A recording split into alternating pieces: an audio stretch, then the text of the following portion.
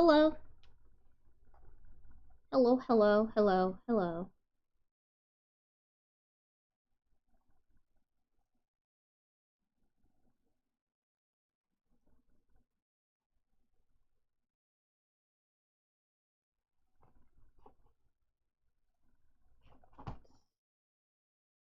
Just getting the game up right now.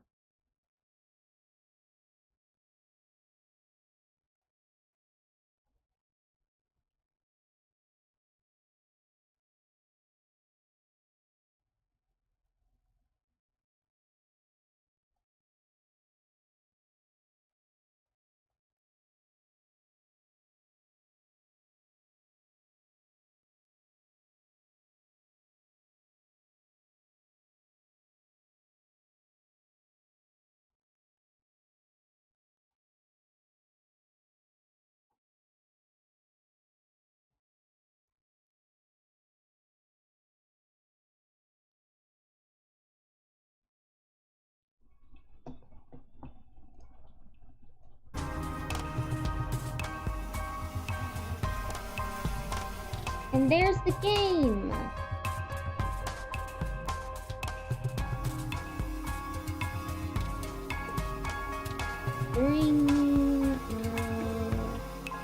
Waiting. And the countdown's up.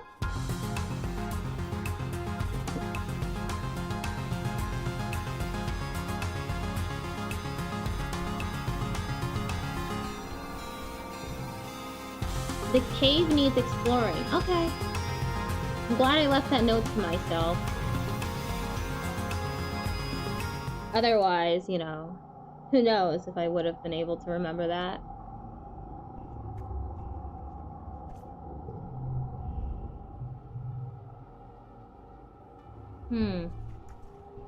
It's suspicious that they're being quiet. The animals.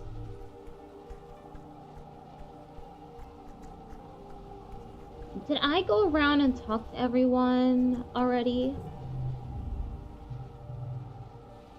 It's like an entirely different planet in glow, Sis says, smiling softly out into the illuminated wilderness. It's my favorite season, full of secrets and danger.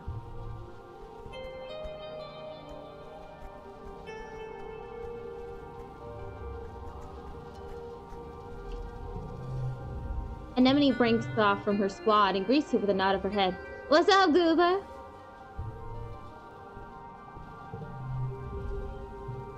Am I worried about an attack? He shrugs. No, we'll be fine. The governor's got this. And more importantly, we've got explosives. I'd like to see those alien animal null shits beat that.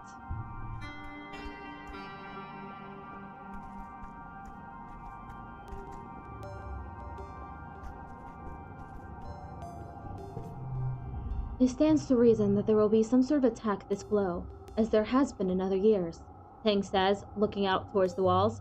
It's my hypothesis that each attack will grow in intensity until we are routed from the planet or become the dominant species. With how difficult this year was on our food supplies, we are certainly entering the season at a disadvantage.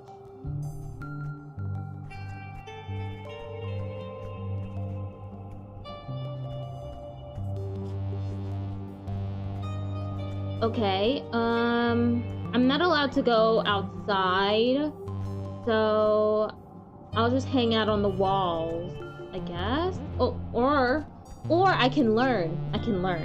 Yeah. Let's go study the stuff that we brought in. Oh. Good thing I went over here. Research xenobotany. Back in the lab, you have all the right equipment to properly examine that radioactive plant you found.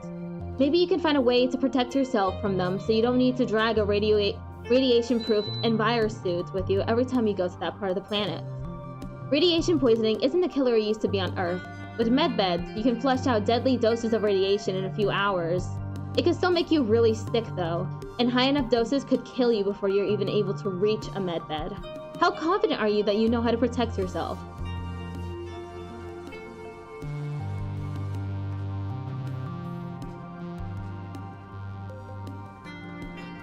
There. Super confident, no problem. Because I have more than 40 engineering. Yeah, you've totally got a handle on this. You're an engineering wonderkind. Wunderkind, right? Wunderkind? You take all the correct precautions. You clear the area of anything that might be contaminated. You wear a radiation-proof hazmat. You regularly check the radiation levels of the lab, and you have congruence on standby to call for help if you need it. Everything goes smoothly.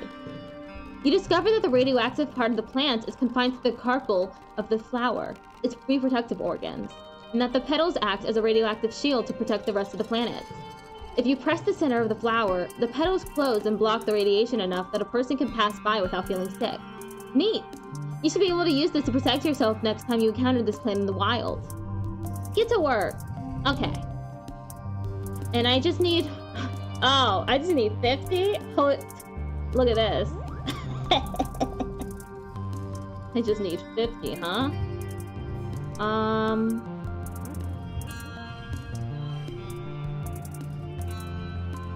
Wait. Let's move these. How do I use the controller to move stuff, huh? Okay, well, I'll just take this off manually with the mouse.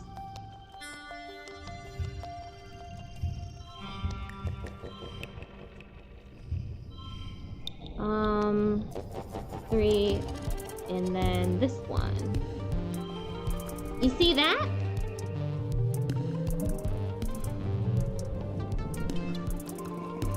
Plus 4 biology, plus 4 organizing, plus 15 kudos, plus 10 stress. Plus 1 friendship with Cal. You're lying in bed, staring at the wormhole through your window when you hear a deep thump resonate through the ground. Then a second one, quieter. The woven roof of your room quivers, unleashing a season's worth of fine glowing dust to sift through the air. Through your open window, you hear voices sounding the alarm. The annual offensive is here, and leading the charge are 2 massive faceless. I can't join the fray this time. I'm not brave enough. What's my bravery at? 32? Oh, I just needed 3 more. That fucking sucks. Just hearing people shouting about the faceless triggers panic. Your chest clenches, your guts roil, and you break out in a cold sweat. You're no use to anyone like this. Best to just stay inside.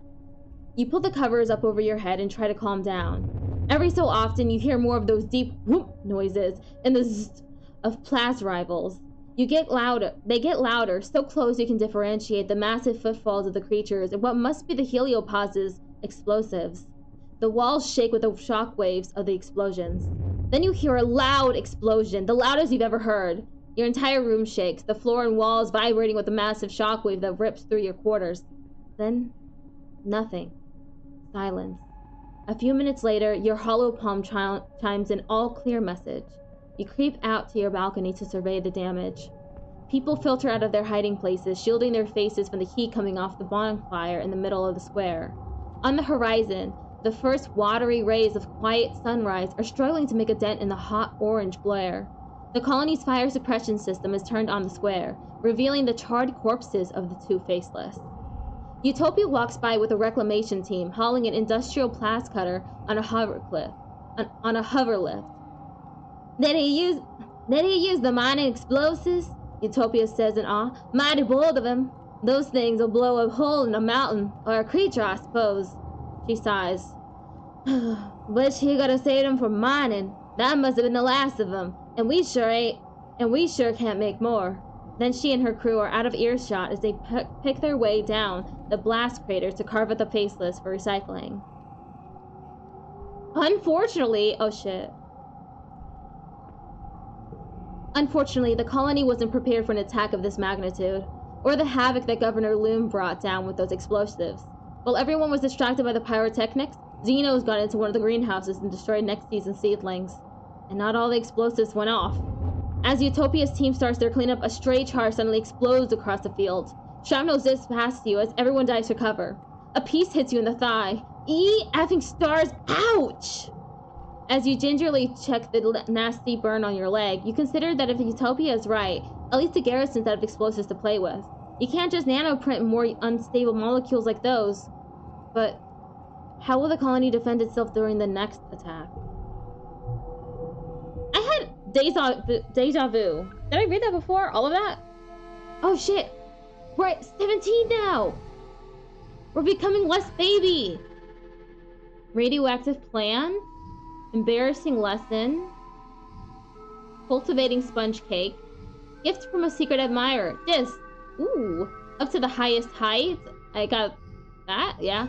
That was weird. 2 times. Raining bounce weasels. My relationship with Sim is +4. Because we met Sim. And the other one. And then +1.5 with this. We maxed out. Then half for Rex, Cal, Tangent, and Nomi Nomi. We got 89 plus kudos, 75 plus stress, 15 plus rebellion, 5 plus food, and -2 defense. Okay. We are now age 17.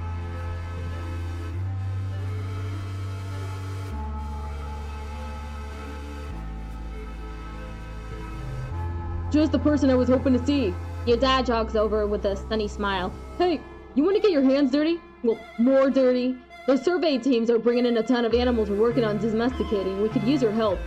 You already know your way around a shovel, so I figured you wouldn't mind stopping by sometimes and giving the old man a hand, he says, pointing towards the animal paddocks. Cal is helping out too, so you'll have a friend to work with. If you happen to be out with the survey teams, keep an eye out for more animals to bring home. Sure thing. Your dad smiles. Great. See you there. Unlocked pending animals and geoponics.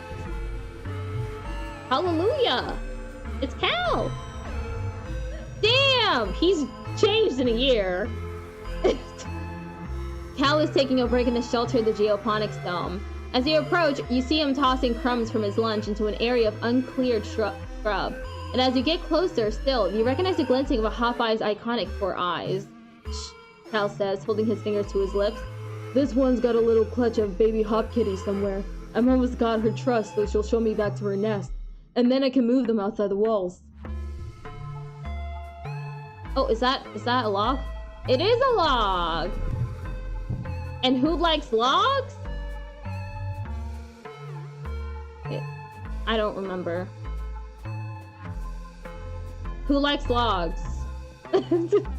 Oh, how's she looking?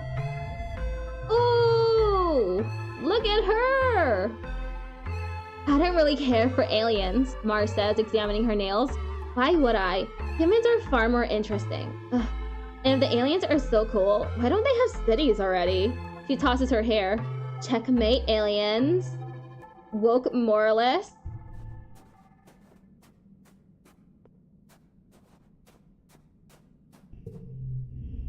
Unless you're here because you've realized Rex... Oh, never mind. He said that to me a billion times before. You come across Anemone just sitting on bench. Her rifle slung across her knees as she stares into the middle distance. She snaps to attention when she sees you. Hey, Goober, she says. What do you need?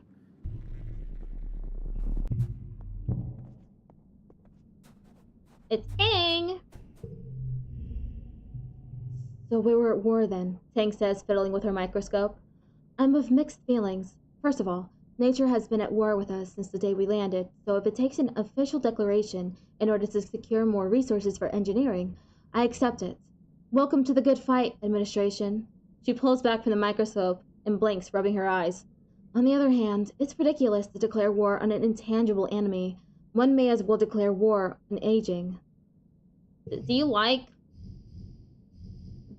wood? Does she like wood? Let me check. Do you like wood?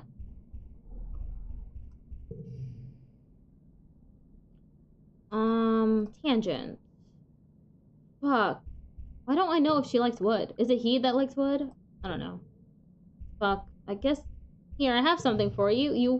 You want wood? You want a log? Tank shrugs. You should probably just keep it. I don't even know what I'd do with that. She does not like wood.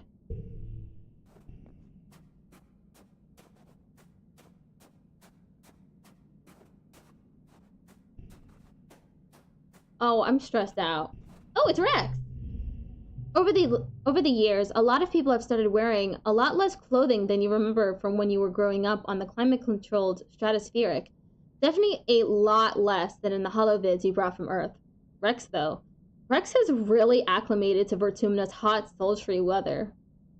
Woo! Rex throws his head back and laughs so loud it echoes through the courtyard. Woo! He yells. Woo! You both giggle, then lock eyes for a few seconds that feel like literal months. Eventually, Rex fixes you with a fangy smile and scratches the back of his head. It does nice things to his whole chest, shoulder, bicep situation. So you like what you see, huh? He leans in like sharing a secret. Me too, he whispers, then winks at you. Nomi! Looks the same. Nomi's the only one that looks the same. You look over Nomi's shoulder and see that they're drawing a whole page dedicated to native Vertumnan plants. They look up at you and rub their cheek with the end of their pencil.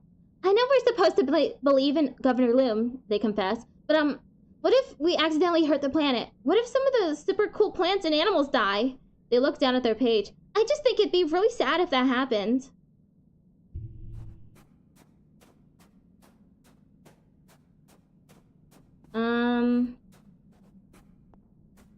Oh, okay, this.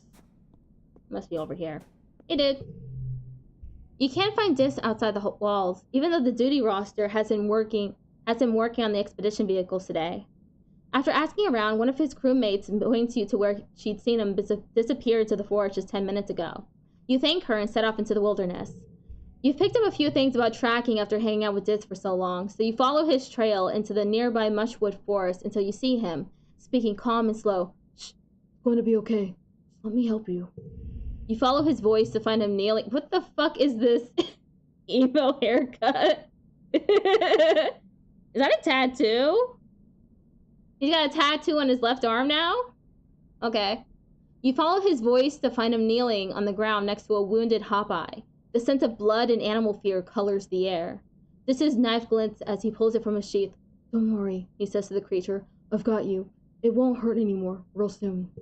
A branch snaps under your foot and Dis's head jerks up. His eyes go wide, but he doesn't greet you.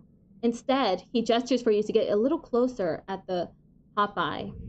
Its single leg is mangled beyond recognition from a hunter's snap trap, and it's bleeding heavily. It can only stare up at Dis, defeat in its poor eyes. It struggles once more, then goes still from the exertion, wheezing miserably. They tell everyone they're humane traps, Dis whispers. But humans lie, don't they? They lie all the time. The hunters won't be back to check the traps until tomorrow. Dis continues, looking down at the Hawkeye with a grim expression.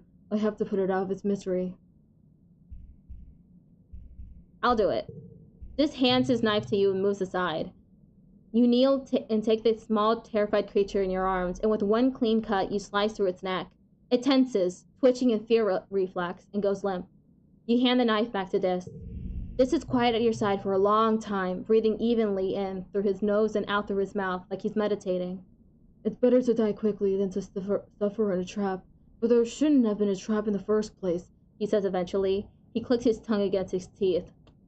It's pointless. It was going to die eventually, but not here. It's not natural. It's not the death part that bothers me. It's our vanity.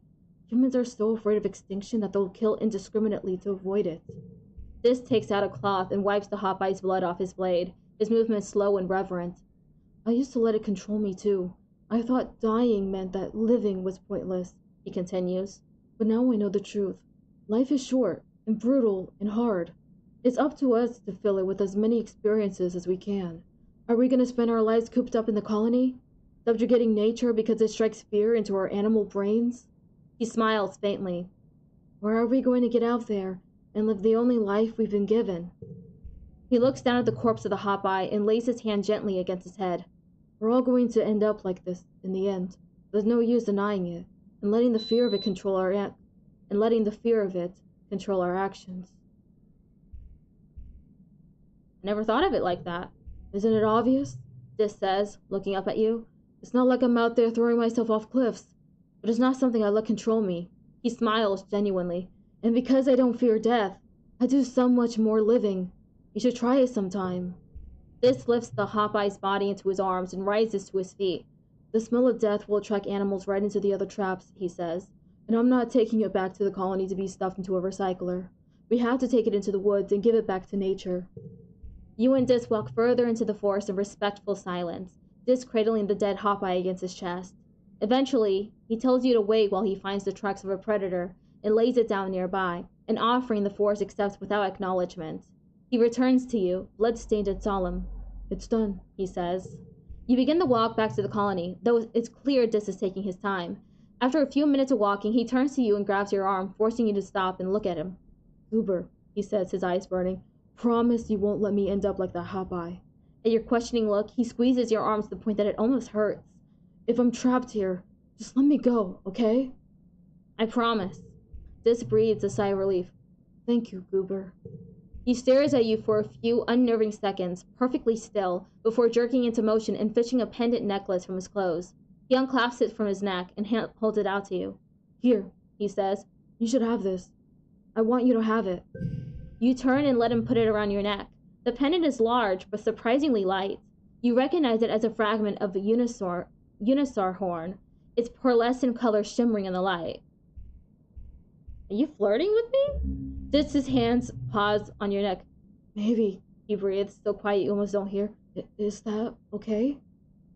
His voice is shaking. Is he scared? Best friends! Dis, I feel the same way. You do? Dis says. You're not just saying that because you feel sorry for me, right? You turn around and shake your head. You've waited a long time for Dis to be ready, and he finally came to you on his own. A bird you had to let go to be free. Started dating Dis! Dis regards you with a serious expression. You're the only person that's calling that I've ever really cared about, he says. I don't know why you bothered trying to be my friend when I was just trying to push everyone away. His eyes drop to your mouth and linger there. I care for you so much, Goober, he says softly. It almost scares me sometimes. I've never felt like this before about anything. He cups your face and bends to kiss you, achingly sweet and slow. You can't imagine what I do to keep you safe. He steps away and looks down at the ground, suddenly evasive. Listen, I don't know how much longer I have left here, he says softly. I just want you to know that I want to spend the time I do have with you. Milestone! We did it! We did it!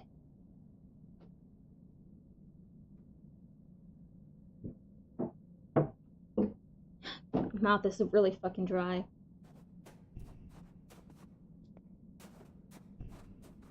Okay, where do I go? I'm gonna go play with the animals.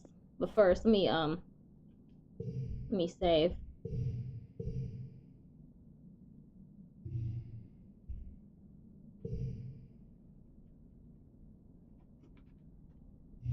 There.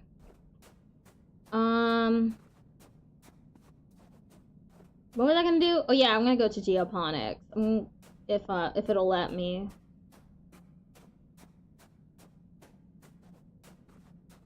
Glad to see this game again. Hell yeah! We just we turned 17 and then immediately started dating Dis. And now I'm gonna go to geoponics and I'm gonna attend to the animals. Yeah! Milestone. This is a great character.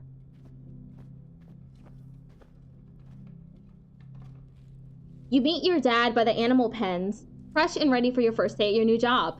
Your dad laughs at your clean clothes and your scrubbed face. Oh, Pumpkin, I'm sorry to tell you that you're a little overdressed for the position, he chuckles. You're gonna get dirtier than all heck today. Go on, put on these overalls and let's get to work. You change and follow your dad to the flow cow pens. He rubs their noses as he points out their names. I know they're cute, but these ladies aren't pets, he says. They're livestock. And more than that, they're not really domesticated like our animals back on Earth. They're more like tame. We give all the animals lots of room to roam, and we feed them well. They're not gonna get chased down and eaten by bigger animals, and we help them if they're sick. It's a pretty good deal, I think, but they're still pretty wild, he says. You gotta be careful with them. He leans his elbows on the fence. We were pretty lucky that Rotumna has herd animals, he says. Makes it a lot easier. We'll probably have real domestic animals in a couple 100 years. Well, kiddo, your dad says, spreading his arms. We've got all these animals. What do you want to learn about first?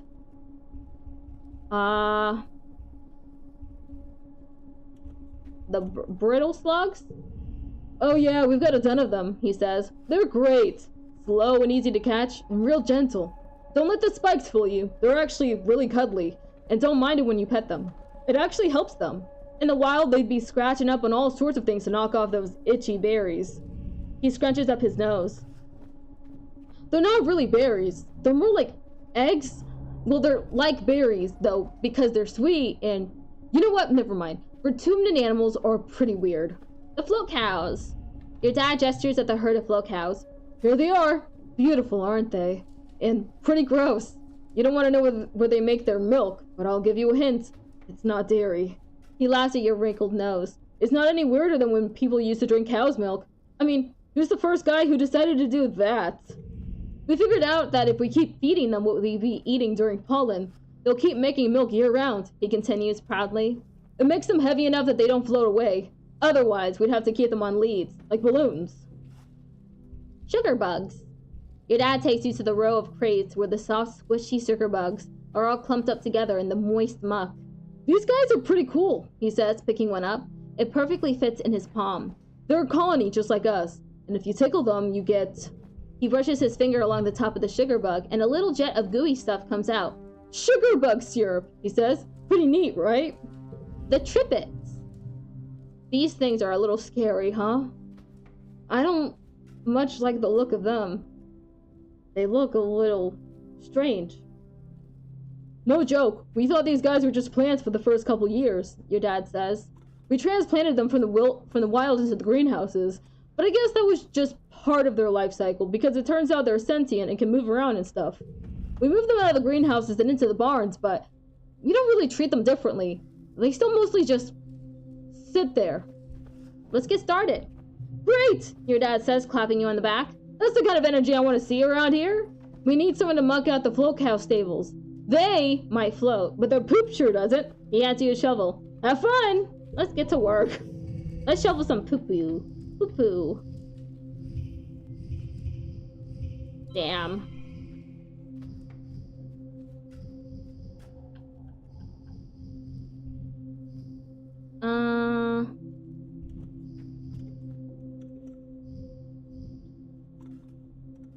Let's see. Nah, that's not good. Push through 10 stress.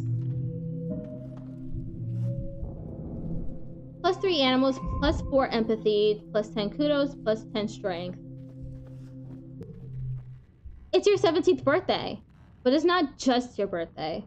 Quiet is a time of new growth, a celebration of life and hope, not for just this year, but for humanity's presence on Vertumna for years to come. You and your friends are the symbol of that hope. Quite literally, you are the future of humanity. As you're all beginning to take your places as adults in the colony, the council has decided to throw a party in your honor. The Vertumnan Youth Ball. Mars is organizing it, of course. You get an embossed invitation, on real paper, slipped under your door. Dancing is for dweebs. I guess I could go. Okay, let's be enthusiastic about it. You slip into some party clothes and head over to the lounge to celebrate. Well, yourselves. And yourself specifically. It's your birthday after all. The lounge is all decked out. The decorations look expensive. Must have taken a lot of nano printer creds. Your friends are transformed too. Everyone is dressed up and looking like the young adults you're becoming. You can hardly recognize some of them. Mars catches your eye and waves, her bangles jingling joyfully. She looks like a model from her holo mags, every inch of her primed, painted, and perfumed. "Goober, happy birthday! I'm glad you could make it," she says over the steady strum of the music. "Drinks are over there. Make your song request a congruence and take off your shoes." You look down at your boots, then back up at Mars skeptically. She rolls her eyes and does a little bounce. "Sock hop, just like Earth, duh." At the refreshment table, Cal is stuffing his face with party food, and Rex shoves 2 glasses of punch in your hands. "Gotta stay hydrated," he says, pouring himself another glass. "We'll be sweating it out one way or another." He winks at you. "Don't let them fool you," Tangent mutters, joining you. She smears a glob of something pink and meaty looking on a cracker. "It's a well-documented phenomenon that people inexperienced with imbibing alcohol will begin to act as if they're drunk, even if they're completely sober."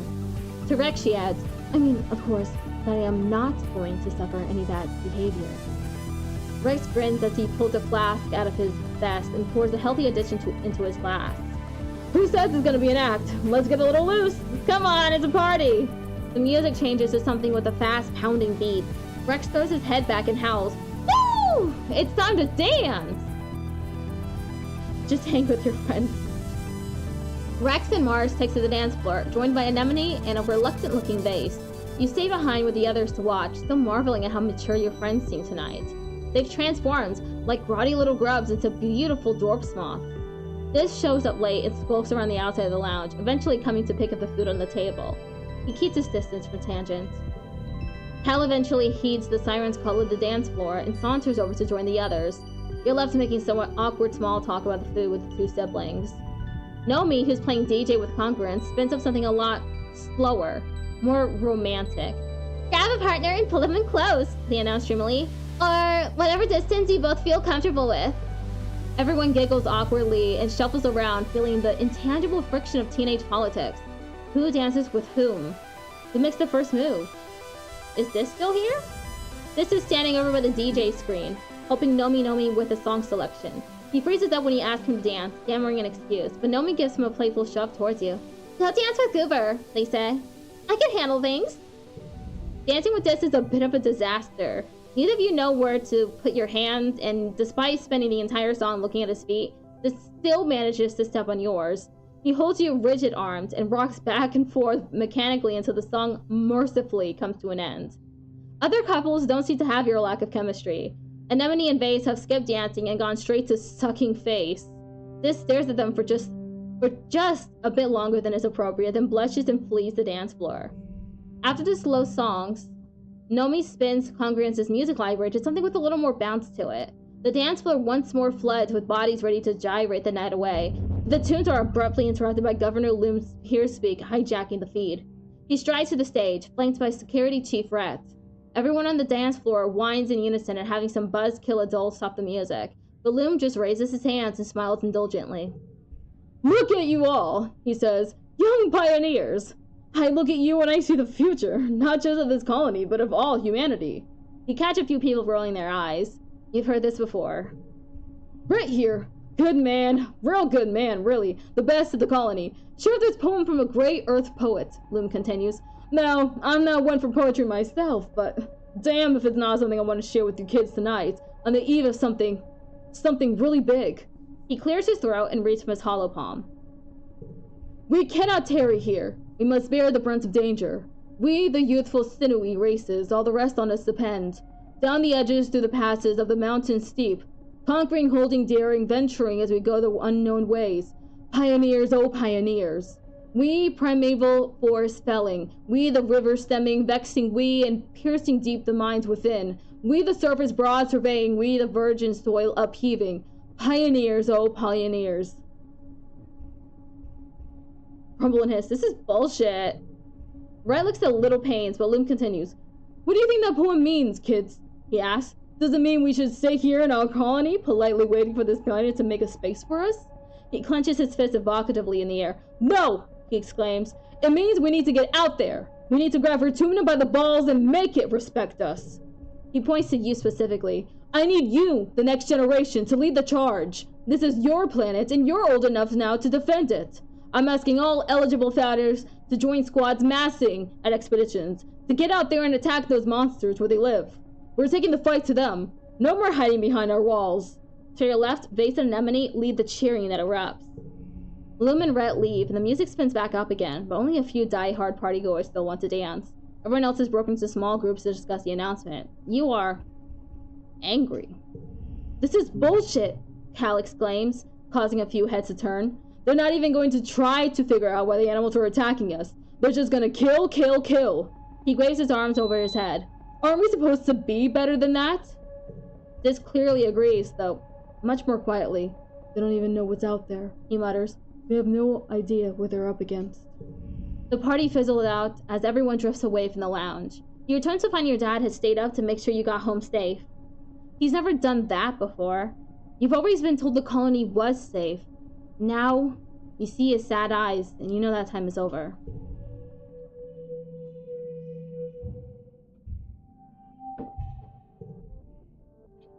God damn it, my throat is so dry. So much care for this war, your dad says, his voice dripping with disdain. I thought we left Earth so we could get away from that kind of thinking.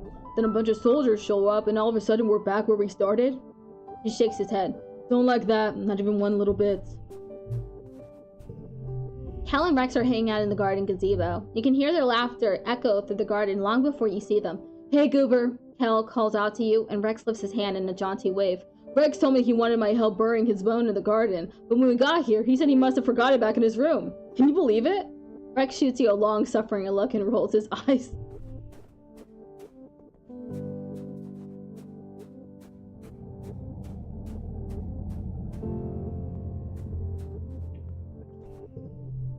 Nomi and Rex are talking together on the couch, legs intertwined. Rex spots you first and gives you a jaunty wave, and Nomi follows his gaze with a big smile. Hey, Goober, Nomi says, scooting over easily so there's space for you on the couch. Rex pats the cushion invitingly. We were just talking about what we'd rather have a pet. We were just talking about what we'd rather have a pet. Oh, as a pet. A hot eye as big as a Unisaur, or a Unisaur as small as a hot eye? What do you think? Yes. Hello, Rex. Rex is chatting with one of the young soldiers from the Helio, smiling wolfishly down at her with his hand braced above his head as she giggles. When she sees you coming, her smile drops and she beats a hasty retreat, avoiding your gaze. Rex turns, his confused expression melting away to delight when he sees you. Why, hey, Goober! He exclaims. Some of the Helios are weird about being seen with me, he continues unbothered. She'll be back. Help him build something? Actually, I'm working on something right now, Rex says, producing a holo projector. It looks so familiar. Wait, it's the holo projector you used to watch vids on in the creche. It's been broken ever since the creche was destroyed. I was hoping you could help me fix this up. I want to have outdoor movie nights. You help Rex bring the holo projector back to life, then help him make an outdoor theater for it, complete with overhead lights and comfortable places to pile up your bedding. Auntie Seaton provides the snacks. Rex looks at it with pride. We just have to figure out what to play for our opening night. Have you seen my delinquent brother? Tang says. Tang asks, already agitated. He was supposed to appear for his vaccinations before leaving on expedition again. Dr. Instance messaged me like I am his keeper or some such nonsense. She sighs and pinches the bridge of her nose. I am done minding him. If he wants to cough up flower petals for 3 weeks or whatever else you mind is out there, just waiting to infect us, he's welcome to muck around and find out.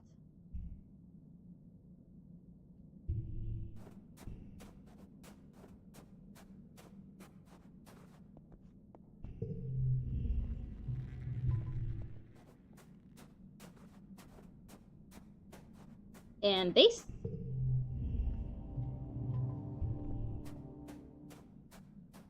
What is his problem with Rex? So confused. This war, Sis says, staring out into the wilderness, doesn't make any sense. What are we really fighting anyway? Nature? So when will it be over? And the planet is empty except for humans? Sis shakes his head. Sounds awful. I don't think we're working out. I can immediately break up with him. That is ridiculous. Will this do anything with stress? I was just thinking the same, Dis says, giving you one of his rare smiles. You go for a hike. After checking your gear, you and Dis strike out from the colony in a seemingly random direction. It's hard to tell if it is random. Dis seems equally as comfortable here as he feels out of place in the colony. He easily finds the hidden paths between trees, worn down by generations of xenofauna. He guides you to a clearing in the wilderness featuring a large, flat-topped rock. Dis climbs up first and extends his hand, pulling you up, and you spread out a blanket under the wide bowl of the sky. The sounds of the fungal forest swell and subside around you as you lie there together for a few hours, broken only by a handful of meandering, thoughtful conversations. This is a comforting presence by your side, and you feel utterly safe under his protection. Dis traces his thumb over your knuckles. I'm glad I can share this with you, he says softly. Not many people get it, but you do. Oh, that immediately helped with stress. That's so cool. Thank you, Dis. Man, my teeth hurt.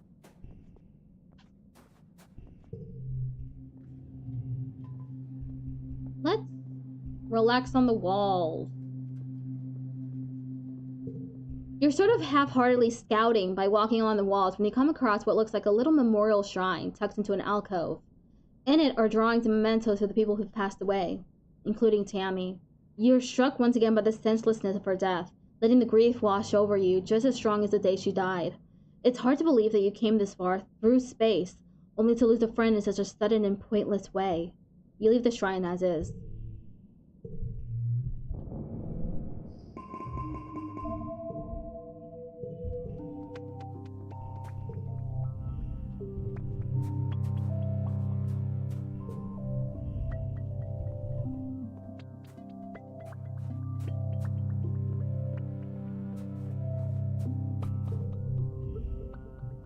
Tang is pouring something from a carafe that could only be strong black coffee from the bitter scent.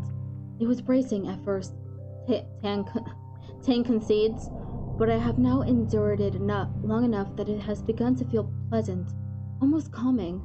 She regards the carafe with something like fondness. As I require little sleep, I doubt I will become dependent on it. Addiction runs in my family, you know. This, though, is an indulgence I can allow myself.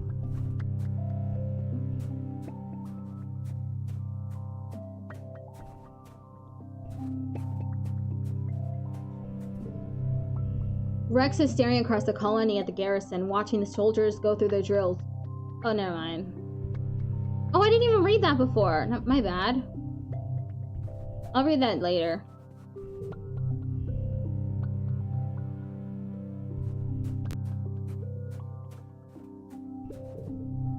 You see Mars reclining with her feet in a bowl of water, colorful goop on her face, and slices of dust melon on her eyes. She lifts the dust melon off one of her eyes as you approach. I could identify the clomping of your horrible boots while fast asleep, darling, she says. Are you still running around everywhere? Sounds exhausting. It's important to take care of yourself. She settles the dust melon slice back in her eyes and smiles. You should take notes. Cal? Cal is holding an ice pack to his face. Hey, Goober, he greets you, giving you a half-hearted wave. Don't worry, he says, indicating the swelling scrape across his cheek. Kinda weird how me and Rex get so clumsy around the Helio kids, huh? He gives you a significant look. Your dad is sitting on the fence overlooking the animal paddocks, chewing on a piece of grass. Oh, hey, Sugar Bean, he says, patting the fence next to him. Come to take a look at the wild, dangerous animals?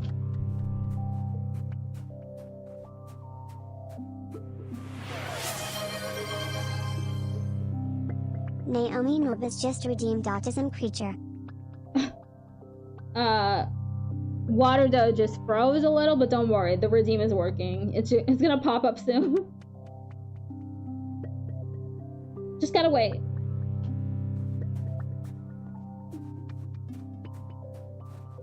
Come on.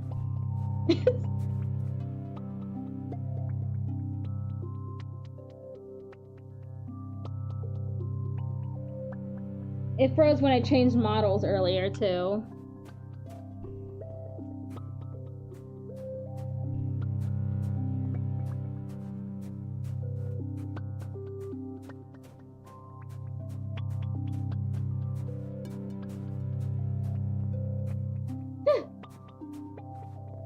Yeesh.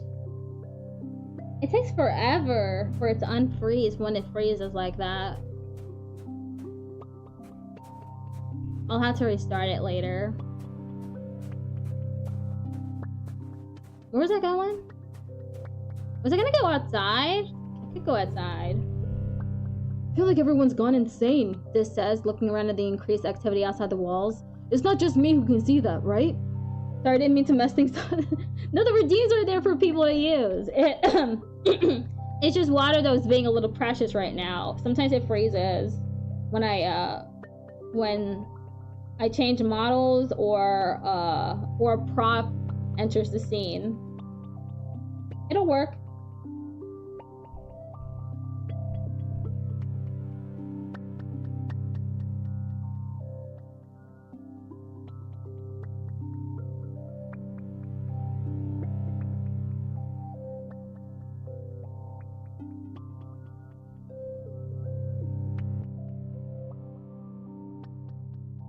My face tracking hasn't frozen, so...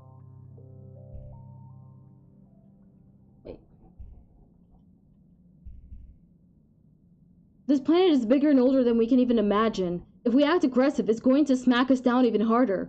Dis spreads his hands. No one is listening. We have to listen to the planet. Does this interest you? Nah, I think our relationship's fine.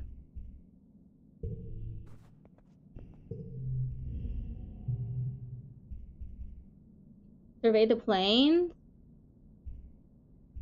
Survey the ridge. It'll give me +1 animals, but this will give me +2 bravery. Explore nearby. Utopia is working near the gates. This area has been deemed safe enough for kids to go for a hike, so long as you're back before dark and never go out during glow. There ain't a lot to see out there, she says. A logging camp, a few fields, some nice lookouts. You've been out here before, but that was when you weren't supposed to. So you let her give you advice anyway. Keep your eyes peeled for useful things like that there mushwood log. She points to a light, sturdy piece of wood by the side of the road. Lumber carrier must have dropped it. It's fairly safe out there, but that don't mean not totally safe, she cautions. Don't go too far, and if you see anything what scares you, run like heck and make a ton of noise. She helps tie the straps to your backpack. What you hoping to see out there, sweets? Stuff to collect. Utopia laughs. Take nothing but photos, leave nothing but footprints, she teases. Suppose it's different on a brand new planet like this one, she says. We actually do need samples of basically everything, especially stuff what might be edible. She slaps you in the back. Things will grow pretty wild out there, she adds. If you pick the place clean, give it a year. But it'll look like you were never there at all. Oh, whoops. It's Sam! I see him right there.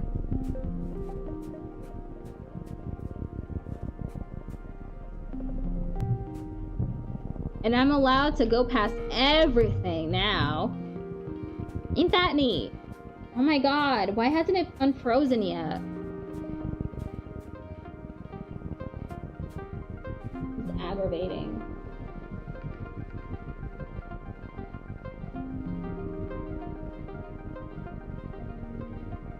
Okay, okay.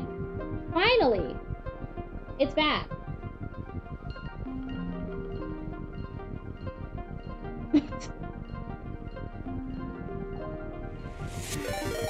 Oh! Hey! Cornelia just traded with 5 viewers. My model froze just now. I'm waiting for it to unfreeze. Oh. There! Hooray! Thank you, Cornair, for the raid. Hello, everyone. I'm Melody Wisp, an asexual, aromantic, agender, trans, non-binary, nerd, queer, multiply disabled, and neurodivergent Puerto Rican variety streamer. I'm an accessibility provider and use stenographers to write closed and open captions for fellow disabled people. If you want to learn more about steno or accessibility, please ask. It's one of my special interests. Hello from below. There we are. Just need some aquatic assistance. Yeah! Thank you. I'm currently playing. I was a Teenage Exocolonist. We're currently 17 years old. We're dating one of the colonists. It just happened like 30 minutes ago. And this is our alien friend, Sim. And this is my autism creature. Y'all like it? It's wobbly.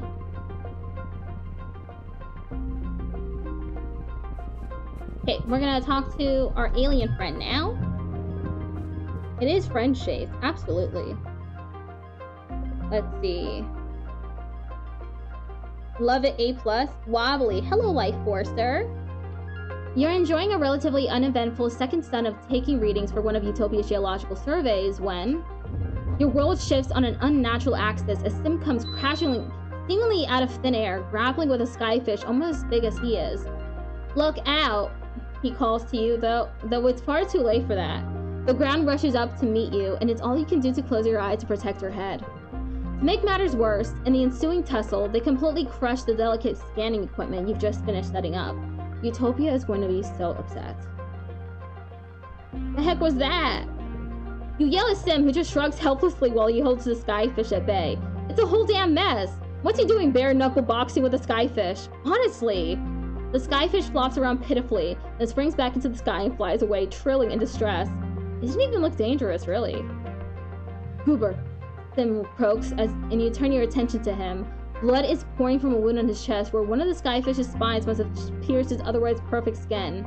It's the kind of thing that will definitely leave a scar, or worse. Holding the wound closed, Sim smiles sheepishly. Okay, it's time for my amazing Sim accent. Okay. I guess my future sight isn't already 20 out of 20. We was playing Rats with a friend of mine and we spent a bunch of time exploring a single island. Hope things have been going well for you. Yeah! It's been fun playing this game again.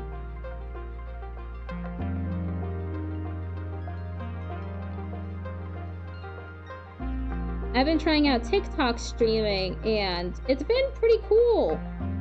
I get a lot more views on TikTok than YouTube Shorts live.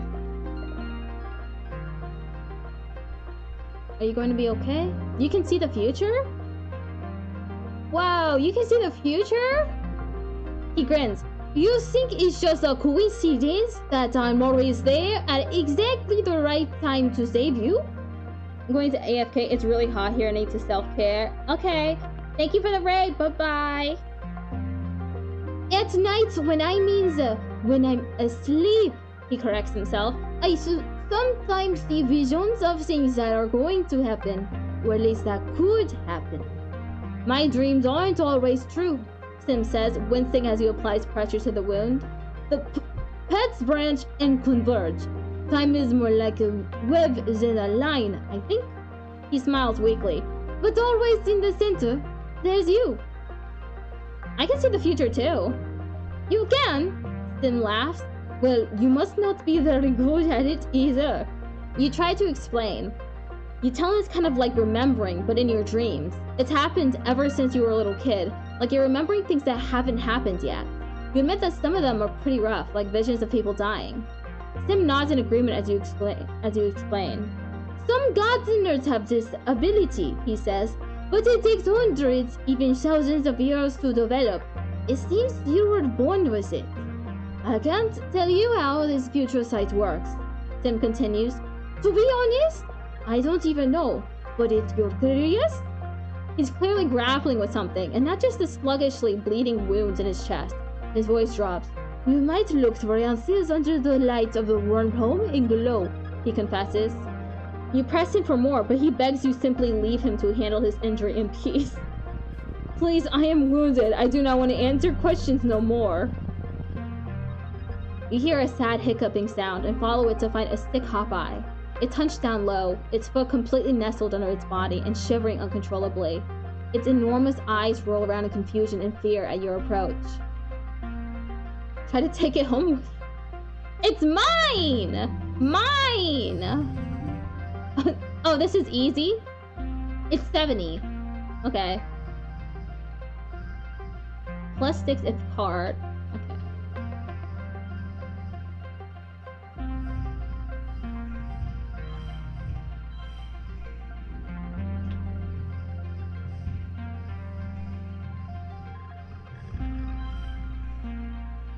Okay.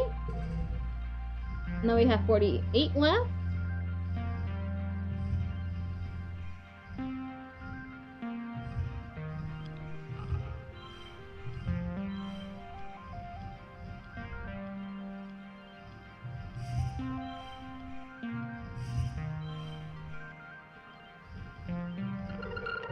Nah, this is better. Now I just need 27.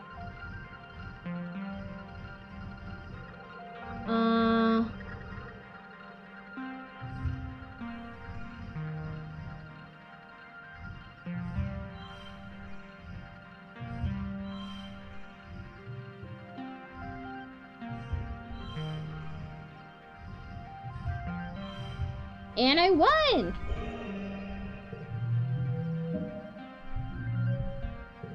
The Hopeye hisses and tries to bite you. It doesn't want to be touched. You throw your jacket over it, then carefully pick it up and put it in your pack. You crack the zipper a bit to give it some fresh air. Your dad helps you make a little nest for it in an empty part of the geoponics barns. Every day, you bring it food and water and gradually nurse it back to health. Cal takes an active interest in the recuperation. Utopia says the Hopeyes don't really have a gender, he says as you're washing out the pen together. Or maybe she said, they're both?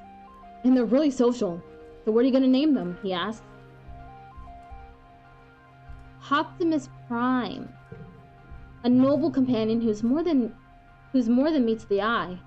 Perfect. Cal offers the hot bite a piece of bobber fruit. Cute!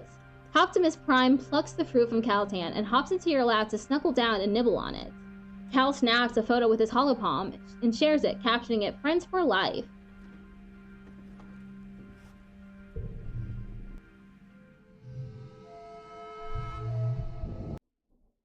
+4 bravery, +3 perception, +1 dis. Woo! Thank God I got more bravery. I'll do it again. Oh! Oh! Oh! Extra card draw. Draw an extra card at the start of challenge. Look! Look! Look! I have a pet! Optimus Prime! It's mine! Hey! This is sitting on the roof of one of the expedition transports, fiddling with something in his hands. As you approach, you can see the glint of a pocket knife in his hands. He looks up from his carving. Oh, hey, Goober, he says, looking a little bashful. Needed a new toggle for my backpack. I mean, we won't be able to rely on nano-printed forever. I know, it's so cute, isn't it? Oh. I was wondering what they meant by, you know, something about animals? What's this? Is this something I can look at? I thought it popped up that I can look at it. No? Okay. It's dead! Never mind.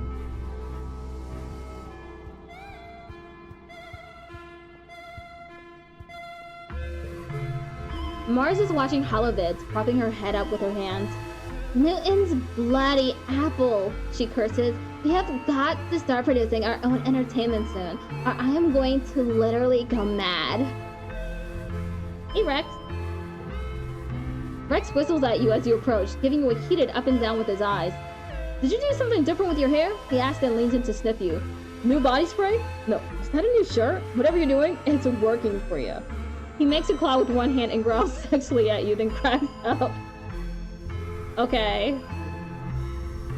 My mom and dad asked if I was getting serious with anyone. Nomi says, wrinkling their nose. Russell Rooney, right? It's Cal! You catch Cal at the gate to the gardens. He's carrying a big bucket of rocks. Hi, Goober, he exclaims. He pauses to pat your pet on the head. And hello to you too, Optimus Prime. Hey, did you know they're opening a new park near Geoponics? Cal says. It'll be nice to have a calm place to rest in nature, but still be safe inside the walls. He smiles. And I helped build it. And bring Optimus Prime. He'll love it. Unlocked, relax in the park in Geoponics. It's Ting. Still talking about coffee. Mine.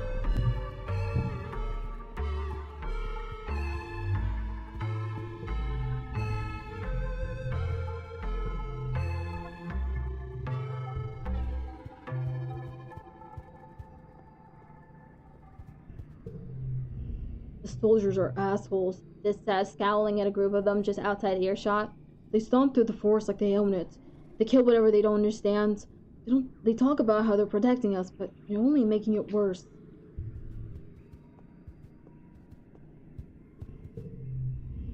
Explore nearby. Let's get another animal friend.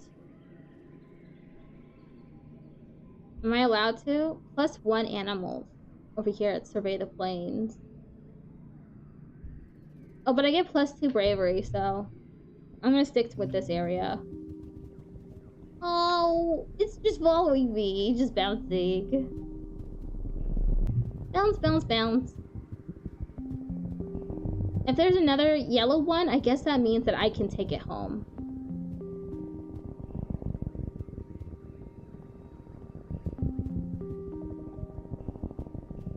It's Sim! He's got nothing to say. What is this? Oh, it's just the end. Keep exploring. Okay, well... You leave the path and sneak through a strand of mush trees to one of the little sawmills dotting this area. It's a small but busy operation. 3 people feeding mush tree logs into some kind of machine while a 4th one directs a 4-legged robot with a plasma saw mounted on the front. Lecture them about clear cutting. You like the forest better the way it is, all wild and natural.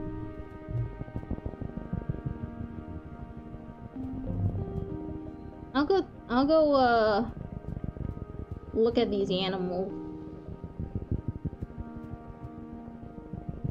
You walk into a clearing and immediately stop in your tracks.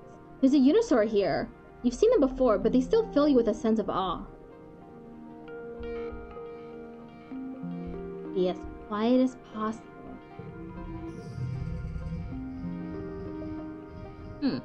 Let's 1 for each gem. This seems fine.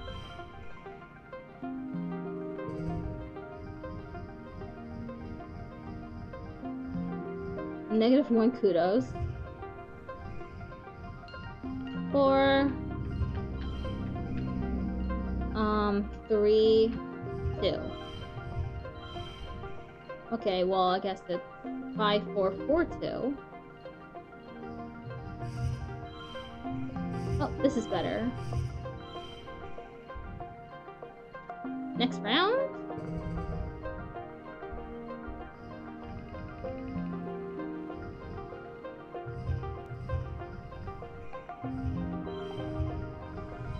And I won! It's great to finally win. As you settle in to watch it from behind a strand of mush trees, the unisaur looks up towards you, startled by your movements. You try to hold perfectly still and quiet your breathing. After a tense moment, it goes back to its business. First, it sniffs out a good tree and rubs the scent glands in its neck against it thoroughly. Then it pees, like a crystal waterfall on a rock. Everything it does seems magical. Next, it sharpens its horn against a rock, which is scored with wax from having done this before.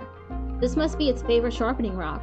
You notice the bulge in its stomach. It must have had a huge meal recently. Eventually, it curls up for a nap. You quietly sneak away. This was so wonderful. Vertumna is a magical place. Popeyes can be dangerous in numbers, as you've learned in the past, but they're also small and can hide in the underbrush. You don't even realize they've surrounded you until they all come at you at once from every side. I gotta defend myself. Oh no!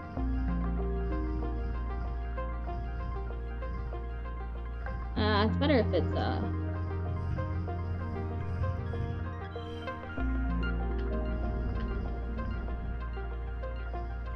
Okay, I'll try this anyway, just to see if it's better. Is it better? 23? No, it's the same.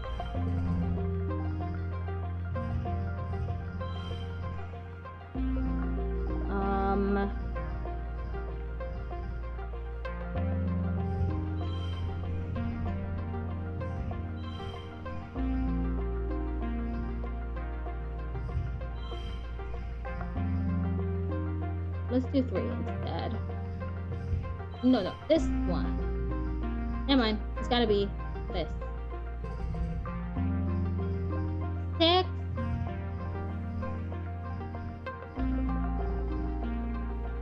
I'll do 3. 3, 3, 4. Super goal! The cute little critters kick you, but you kick back. You send them scurrying back off to pick on smaller creatures than you.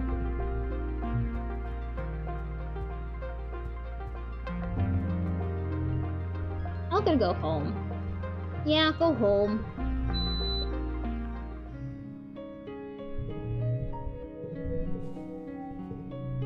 This is sitting on the roof of one of the... Oh, never mind. I already spoke to him about that.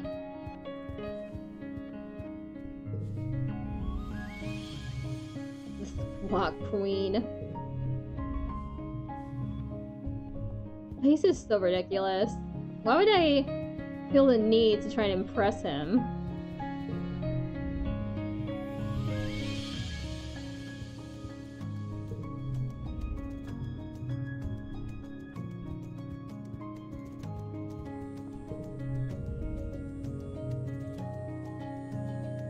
sound so serious all the time, Nomi says, touching their chin with the tip of their finger. I'm trying my best to help. Even if I'm not good at soldier stuff, I can at least make things that make people smile. That's important too, right? Yes, it is.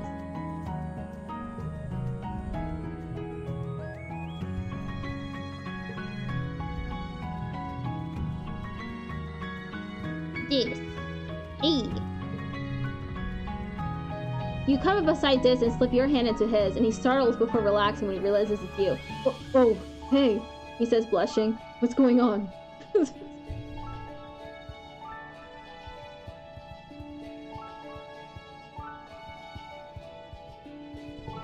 Your dad doesn't have time to chat, but he waves hello. Research xenobotany.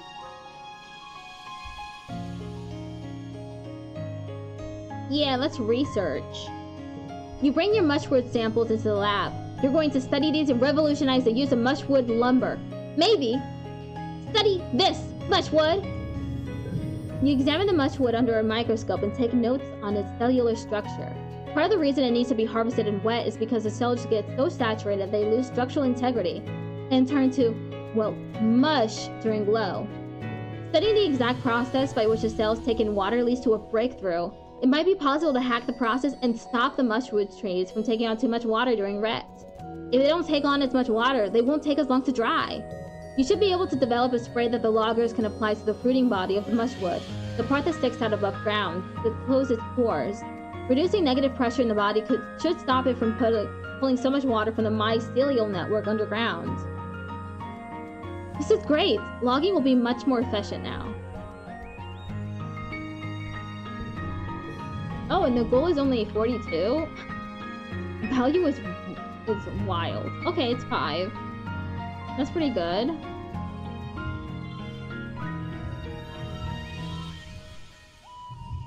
Oh shit.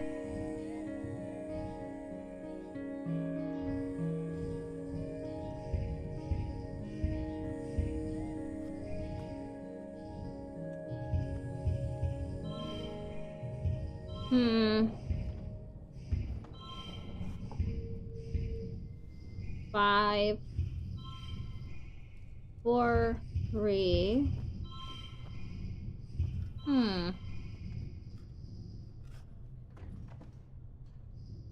Damn.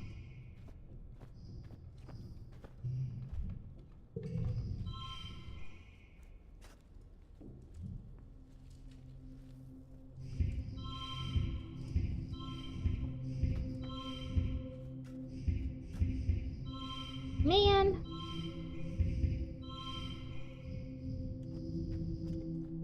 Oh, shoot. Okay. This is better.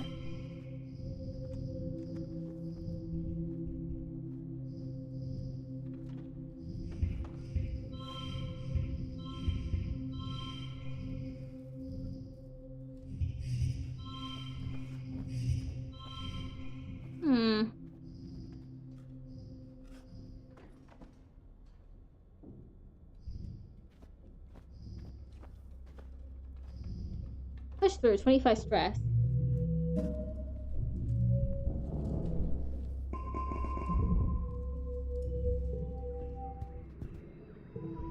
Organizing level 1, extra gear slot. Your dad takes a big breath of air. Oh, this is real living, he says grandly. Sometimes I wake up thinking we're still hurtling through space in the shadow, and I'm just so jazzed when I remember we're here, on a real planet. He slaps you in the back. Never take this for granted, kiddo. How much more do I need for animals? I have 64, so I need 16 more.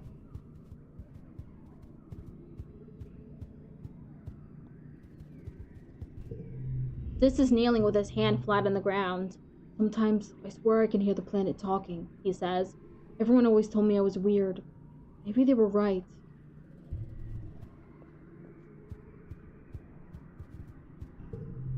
Yeah. Hey Mars. So I guess we're really at war now because I just tried to use my kudos to print a new hairband and they told me that I can't because I have enough hairbands already and they had to save the nano printer for things that are important. Mars crosses her arms and stomps her foot. Hello? Have you seen my hair? Accessories are important, okay? Mars never change. Rex is staring across the colony at the garrison, watching the soldiers go through their drills. Not so sure about this war, he says, scowling. Seems a little bit like a bunch of big dick soldiers got in their heads to start killing things just because they don't look human enough. He sniffs in derision. I'm more human than they are, and I'm part dog.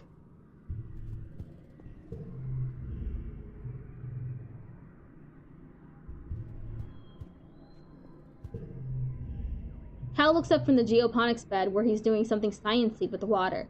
Oh, hey, Goober, he says. Just give me a sec. I'm checking the oxygen levels in the beds. Too much and you get too much aerobic bacteria. He huffs a little laugh.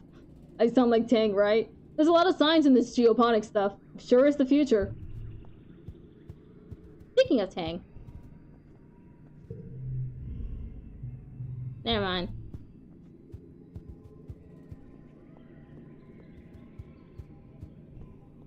Let's go geoponics.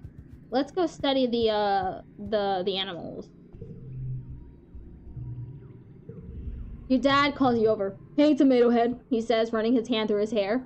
Have you ever thought about coming to work on the farm with your old man? I could really use your hands around here. He gives you a tired smile. He's really been working hard since your mom died. Well, if you think you're ready, I need people who know more than what end of a shovel goes in the ground. I'm ready. Your dad looks relieved.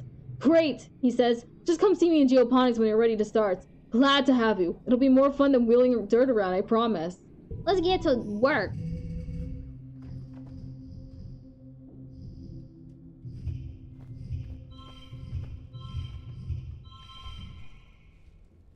Oh wait, it's only one. Okay. Whoops.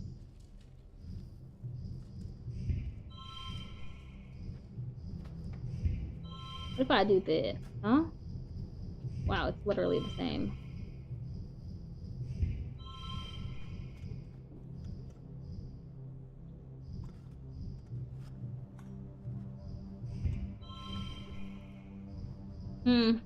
Yeah, there was no point in that.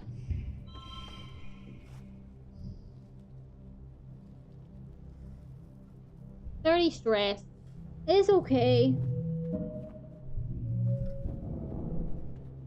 Plus 5 animals. Sweet. New perk. Extra gear slot. Okay.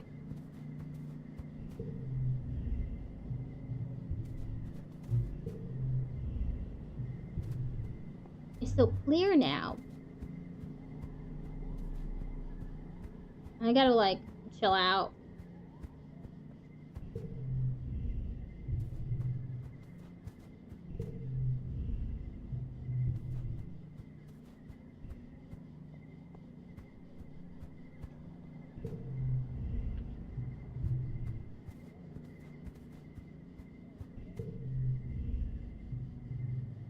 Can I just... Here, I have something for you. A root. This is interesting. Is all Tang says, taking the roots and turning them over in her hands. Her lip curls in distaste of the dirt that still clings to them. No, really, she protests when she sees the look on your face. I'm going to analyze these roots to see if they have any useful properties. They might be medicinal. She turns to walk away, then remembers herself. Thank you, she adds, almost as an afterthought.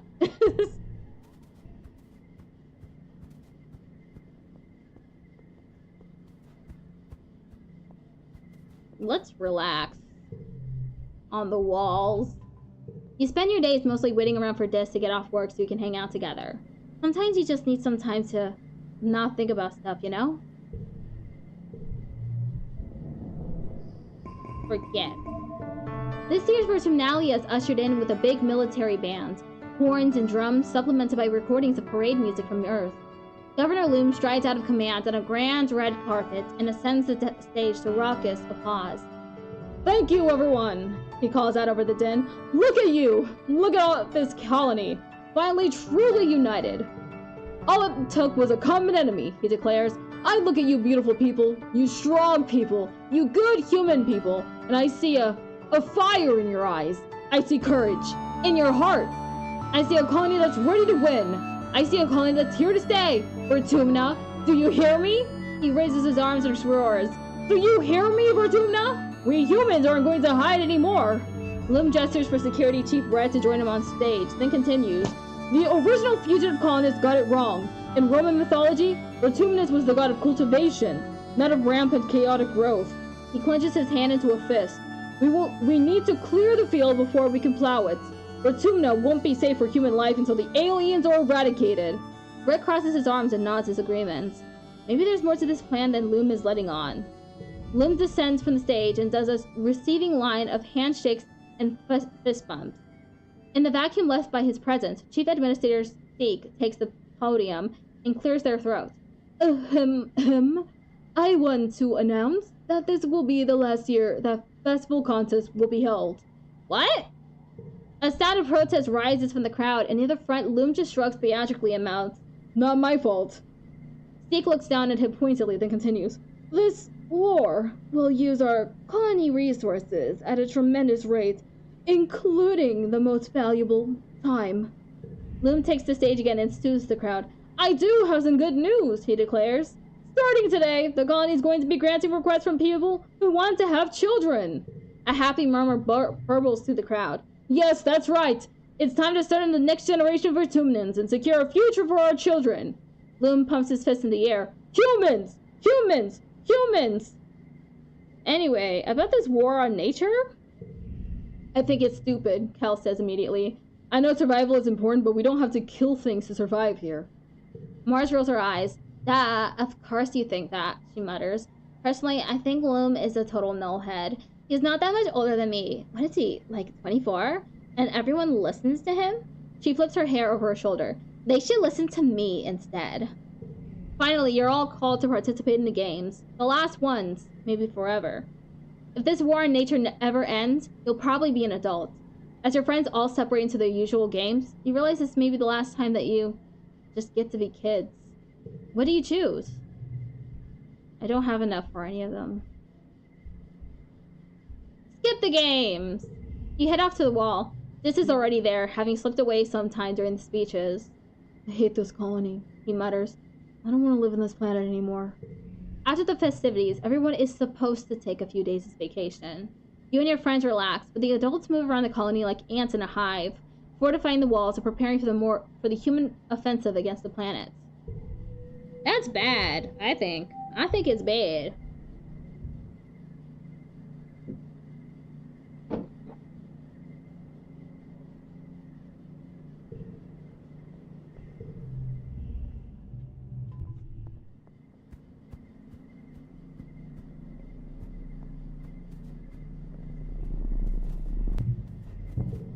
This is kneeling with his hand flat on the ground.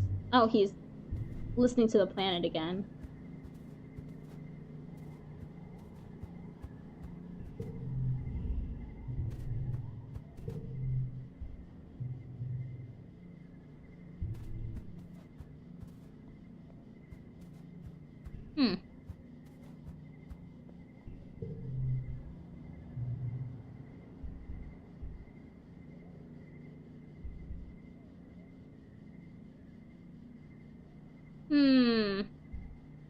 Nah, I'm gonna go outside.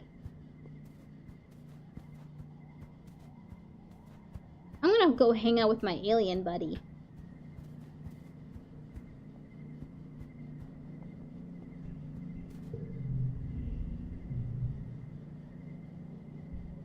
How much bravery do I have now?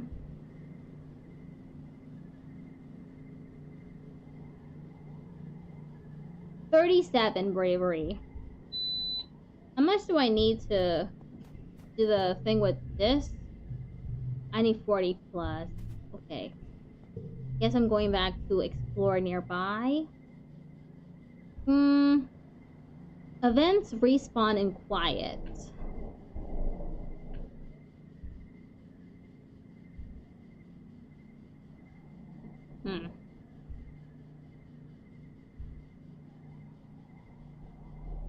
Where do I want to go?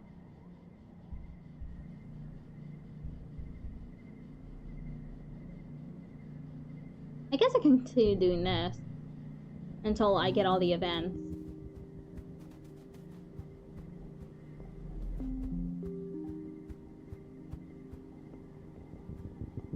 Oh, it's Sim! You pause in your tracks, hearing a terrifying sound. You strain to listen. Is it Manicores roaring in the distance? Or something even more dangerous? Bravely continue on. Oh, the goal is 69? Nice!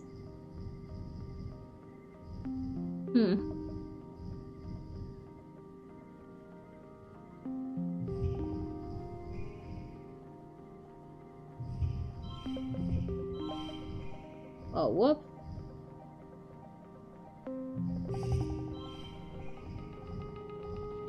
I can either have one or the other.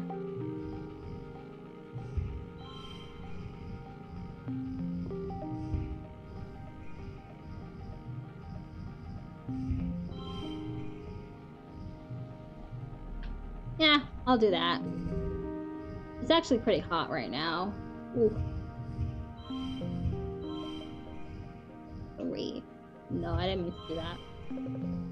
3. Now I just need 26.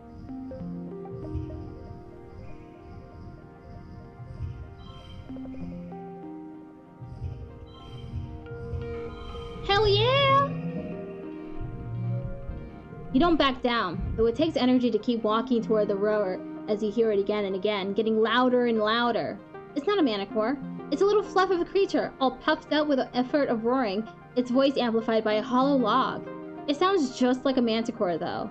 What a weird survival feature. It probably intimidates a lot of predators. I'm gonna go talk to Sim.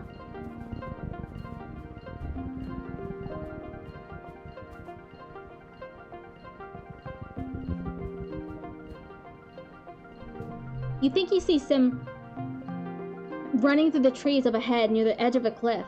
You call out to him, but your voice is drowned out by a screeching roar that shakes the forest. A Manicore! You're feeling a remarkable lack of self-preservation today, so you holster your scanner and follow the noise to the trees. To find Sim fending off not one, but 3 Manticores at the edge of the cliff, his back to the fatal drop behind. He's bleeding profusely from his hairline, and his left arm hangs uselessly at his side. He doesn't even register your presence as he tries to calm the beast with soothing sounds. One of the Manicores knocks Sim off of his feet, and your heart lurches as a spray of stones clatters down the cliff. The beasts have him completely at their mercy. The lead Manicore's delicate feet pin Sim's tattered clothing to the ground, spittle drooling from its misshapen jaws, and you watch Sim's expression twist with an emotion you've never seen in him before. Fear. I'm gonna save here. Save. No. Save Sim. Save Sim! Hard. 108! Yomink. I'm not gonna be able to do this. Fuck.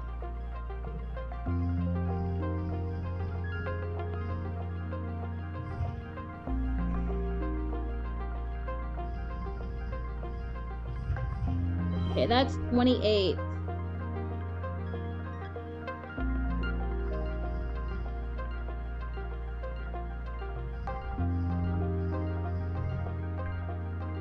Wait, what? I almost used it on the wrong one. Okay, now it's 31. 8, 5, 0.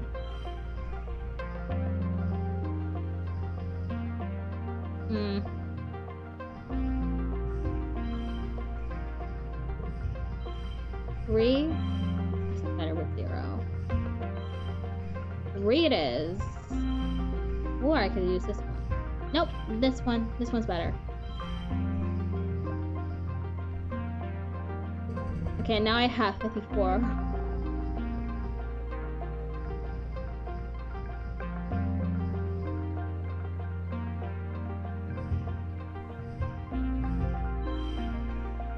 Whoops, I didn't mean to do that.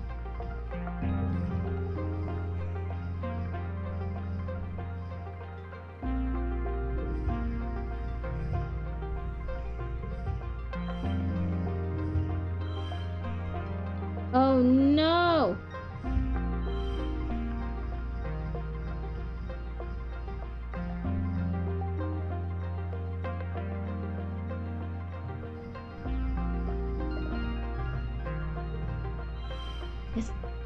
That didn't help at all.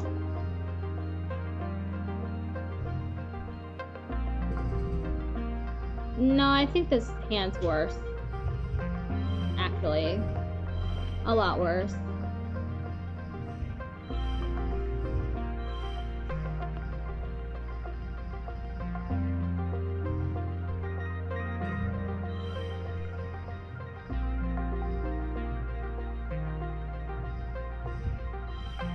$32. $31.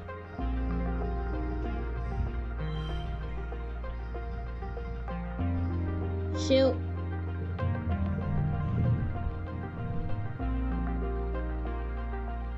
No! Oh shit, he really died! He really died. I don't like that. I can't believe he died for real!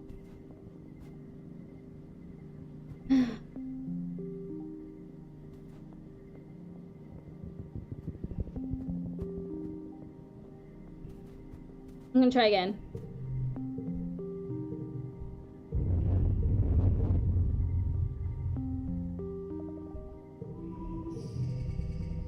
Oh no, it's the same fucking hand.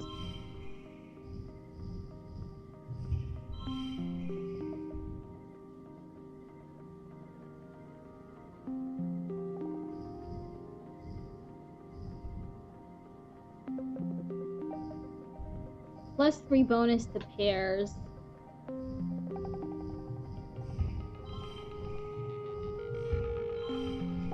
$28. Okay, it's the same.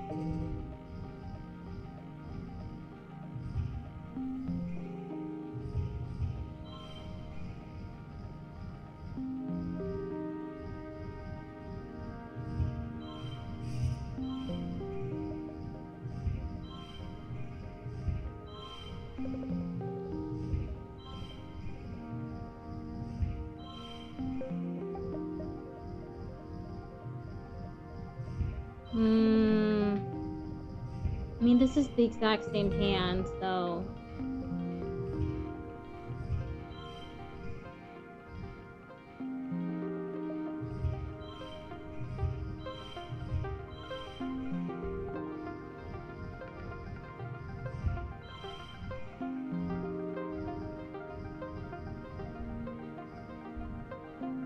No!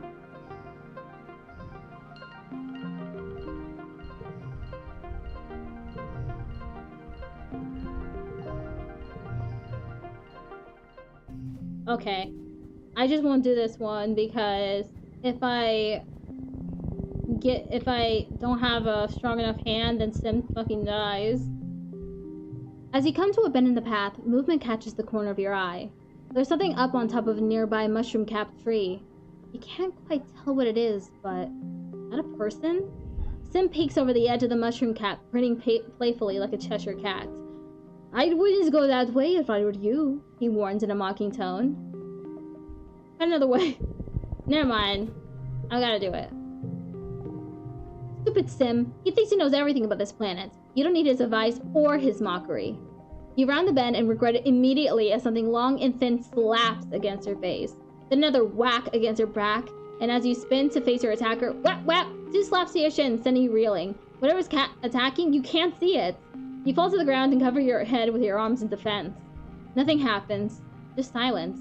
When you look up, there's no attacker, but the plants all around you are flattened to the ground. They're long, purple reeds with knobby bumps at their bases. As you watch, the reed slowly starts to bend back upright. You poke one experimentally and it slaps back down to the ground, stinging your hand. Attacked by grass. How embarrassing. You decide to call it a slapgrass.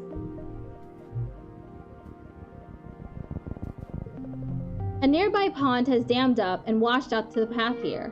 The path continues on the other side. Bravely jump over it.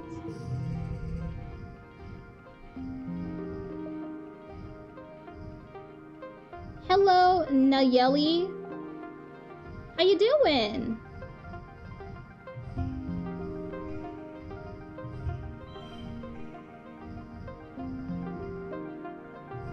Might be better if it's this. It's exactly the same.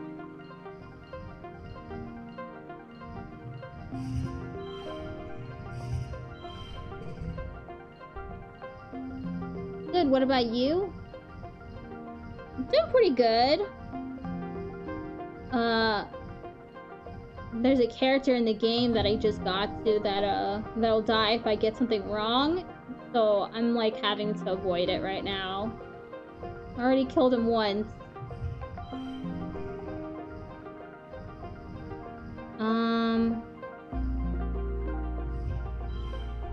No, I could do this instead, right? No, move this over here.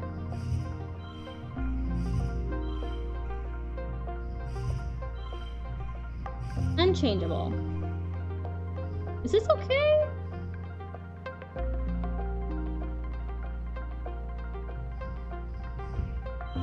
Okay.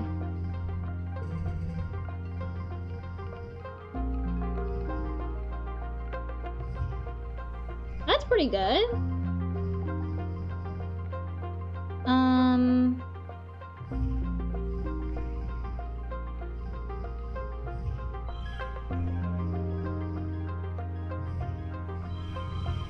Oh, I just won this. You bravely fall in and get wet. You flounder towards the other side, soaked but victorious.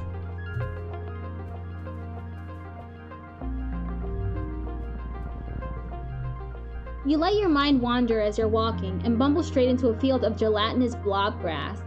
Totally transparent, the sticky fronds are hard to see but even harder to ignore, especially once they start glomming onto your boots and slowing you down. It's like trudging through thick mud. You stubbornly decide to keep going, paying close attention to the visible signs of this blob grass field. And there aren't many, just an absence of other vegetation. Looking for a path through it.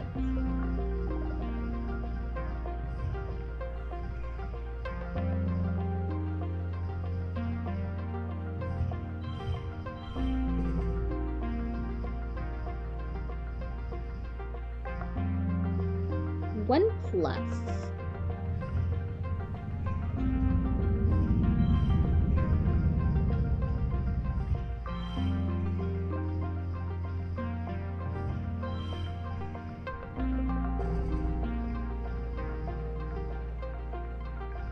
Oh, I don't have any reds anymore. It's fine. Huh? Why did I say that? Why did I think I needed a red? All I need is this. I won again! There it is. You can hop along from that rock to that fallen log, then climb over those old pieces of surveying equipment. You get through the villainous blob grass. You spend a bunch of time on it though, and it takes some tricky balancing. It's tiring.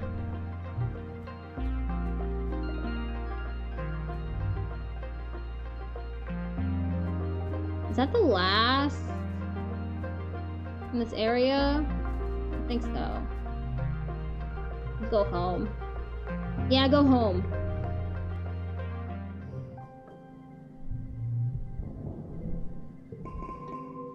Okay. It is mid-dusk.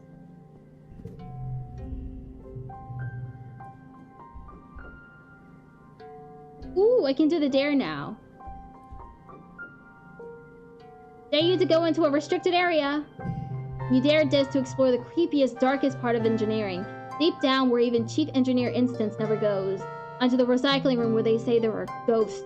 You set the mood, then sneak around behind him, put your hollow palm flashlight under your face and shout, "Boo!" He rolls his eyes. Plover, think about it. If there were ghosts on the spaceship, one of them would be my mom. Oh. Yeah, you guess that would scare a normal person, but this still isn't scared of anything.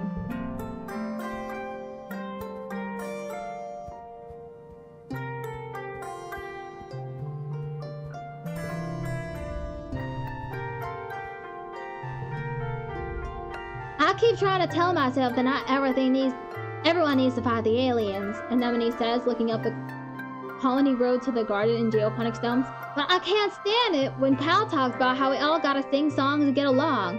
He's so stupid. Damn.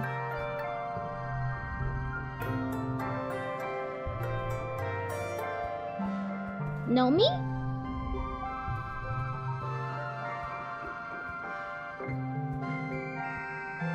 Mars?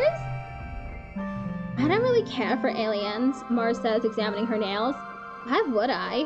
Oh, I already read that before. Kale?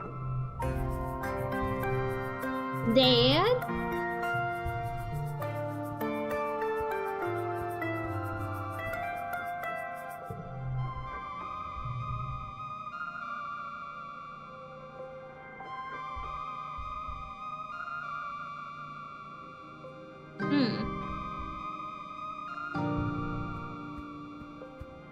Maybe I should get combat up.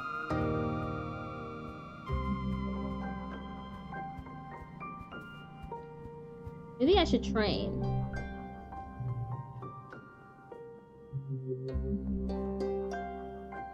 Let's do combat.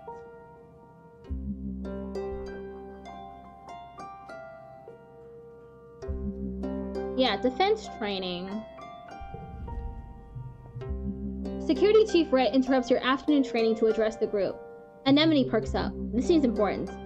Since the original colony was destroyed, Rhett begins, we have needed every skilled security officer we can find to defend our home. And now with Governor Gloom's blessing, age is no longer a requirement. We are looking for young recruits to join the ranks of the defense squads. This is a serious job. He punches his hand for emphasis. You'll be soldiers, not little kids learning self-defense or peering down from the safety of the walls. You will be in danger. You need to be brave and know your way around a weapon. Step forward if you think you have what it takes to defend our colony. Sure. When Rhett smiles, it's not a happy smile. But do you have what it takes to survive? Define what it takes. Rhett shakes his head. You're a greenhorn, kiddo. No shame in it, but I won't enlist someone who can't handle themselves in a fight. Take some self-defense classes, then come see me again. Okay, just need this much, so.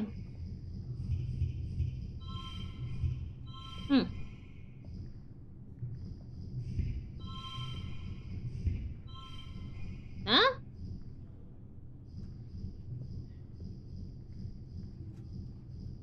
Push through.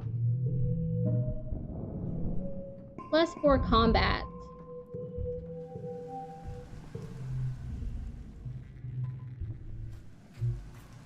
Need some time off? Well, okay.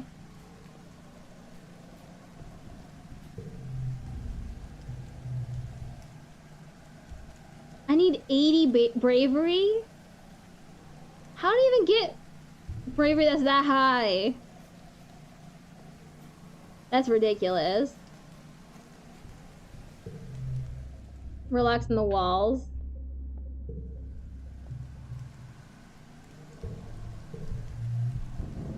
I'll get rid of a 3.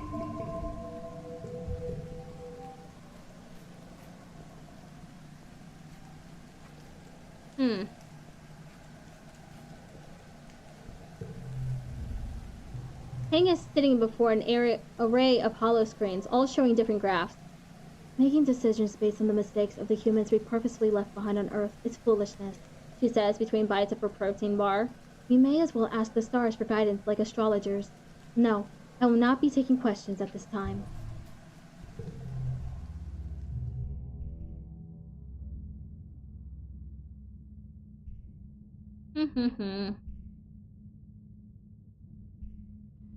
Nah.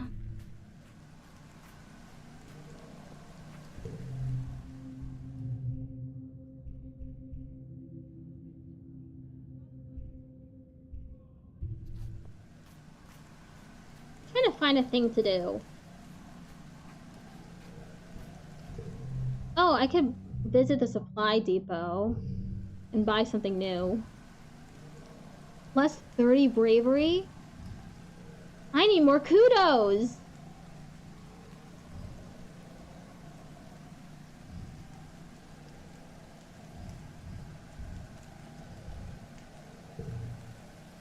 Okay. I need 50 more kudos. I can do it. Watch me. Which one gives the most? 10 kudos, 15, 10. Okay, research xenobotany. Your work often overlaps with Tangent's work in the biochemistry and genetics lab. So it's not uncommon for her to pop by and ask questions about what you're working on, or for you to ask her for help interpreting some test results. She's uncharacteristically animated whenever she gets to talk about science, almost like she's a whole different person. She even laughs sometimes. Don't you think it's so interesting how vertumnum species resist being classified by any known taxonomy? She asks, peering into the root network you're sandwiched between pieces of clear glass. She stands up. It feels like everything is a little bit fungal, she says. Spores, fruiting bodies, mycelial networks, even in animals. Some animals here even photosynthesize. She nods excitedly. The division between plant, animal, and fungus is less strict here than it was on Earth. At the cellular level, many animal species have properties of plants and vice versa. She nods into an explanation of how high-energy bonds store energy and require a metal catalyst, like iron in human blood and chlorophyll in green earth plants, but how the different hues of vertumnum plants must mean they use an entirely unknown elemental catalyst, possibly not even a metal at all. It's a little advanced for you, but Tang is very excited about it. She stops and takes a breath, winded by her own monologue. Sounds, Goober. If vertumnum plants and animals share an elemental catalyst, we found out what it is. We can learn so much about this planet. Help advance her theory. You show Tangent what you've been working on. All the samples and simulations, the results of scans and experiments. Incredible, Tangent says, going over your notes. We've been attempting to map the genomes of various samples in order to construct a phylogenetic tree, but we're at capacity already. Can I take this? Of course! Tangent smiles. Thank you, Goober. This is more helpful than I can say. Chief Engineer Instance forwards you some kudos for sharing your research. Ooh. And that one's locked, huh?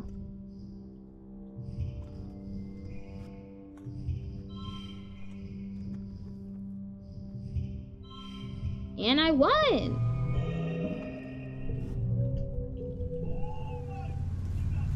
Okay, I'm at 171 kudos.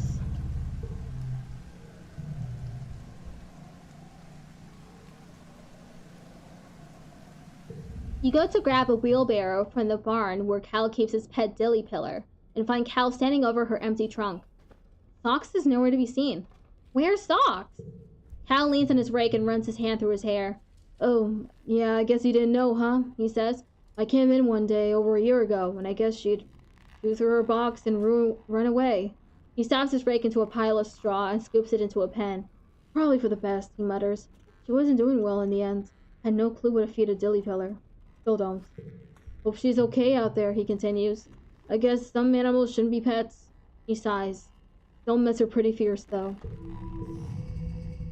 Cards with gems are wild! That one's 11?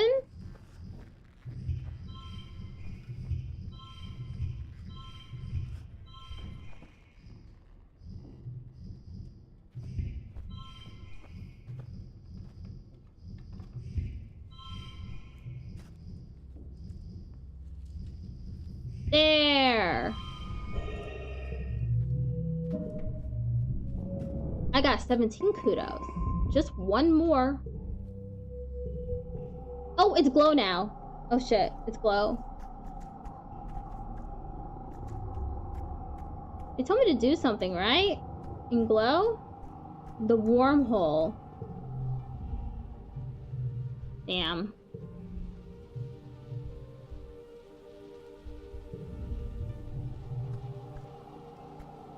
Trying to see if I can, like, get it to happen.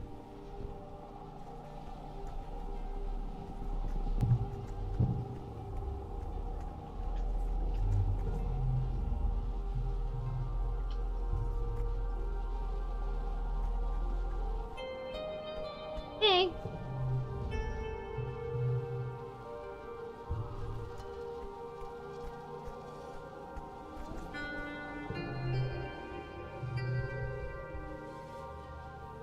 Oh, it's just plus 5 kudos.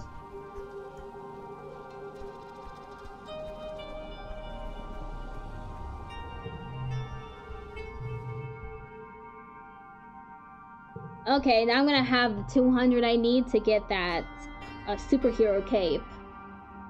Why does my ass hurt?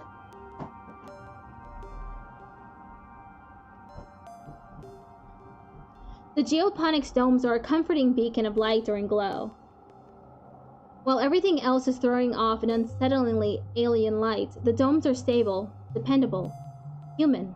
You like spending time in them, tending to the seedlings that will be transplanted into the fields and pollen.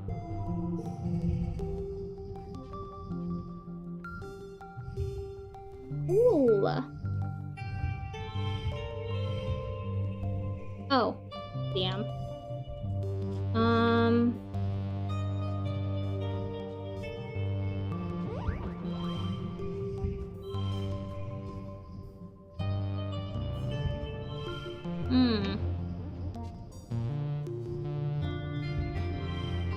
Okay, I'll push through. Oh yeah! You're just putting your boots on to grab dinner in the lounge when you hear the colony sirens begin to wail. It's a yearly attack. They couldn't have waited until you ate dinner? Rude. Outside your window, you watch the colony defense begin to mobilize. Your hollow palm chimes with the usual reminders for all civilian colonists to stay indoors. Join the colony defense! You head to the garrison to grab a plasma rifle that reports to the front. Chief Rhett looks surprised to see you, but assigns you to a squad with Anemone and tells you to get up on the walls and do your best. On the other side of the walls is more Xenos than you've seen in one place, ever. They seethe out of the forge, large and small, herbivorous and predatory, fungal and otherwise, flying and crawling and hopping towards the colony with a single-minded determination. The air fills with the pew-pew of laser turrets and the crackle of plasma rifles. The enemy's front line collapses, only to be replaced by even more Xenos, just as many as before, if not more. There's no end to it. The firebreak turns into a graveyard of dead and dying alien bodies, wave after wave, crawling over the corpses until they roil at the base of the walls like the foam on a wave when it hits the shore. You hear the walls creaking underneath you, but they hold strong. There is no sun to set and glow. The night falls on the battlefield without any break in the fighting. Your fingers begin to cramp from pulling the trigger of the plasma rifle. Finally, you're relieved by the second guard shift. You walk straight into the garrison and right into a dreamless sleep. You're woken 6 hours later for your next shift. The kitchens have provided the soldiers with pressed soy rations and hot blep tea, which you grab, then make your way back to the walls to survey the carnage of the night.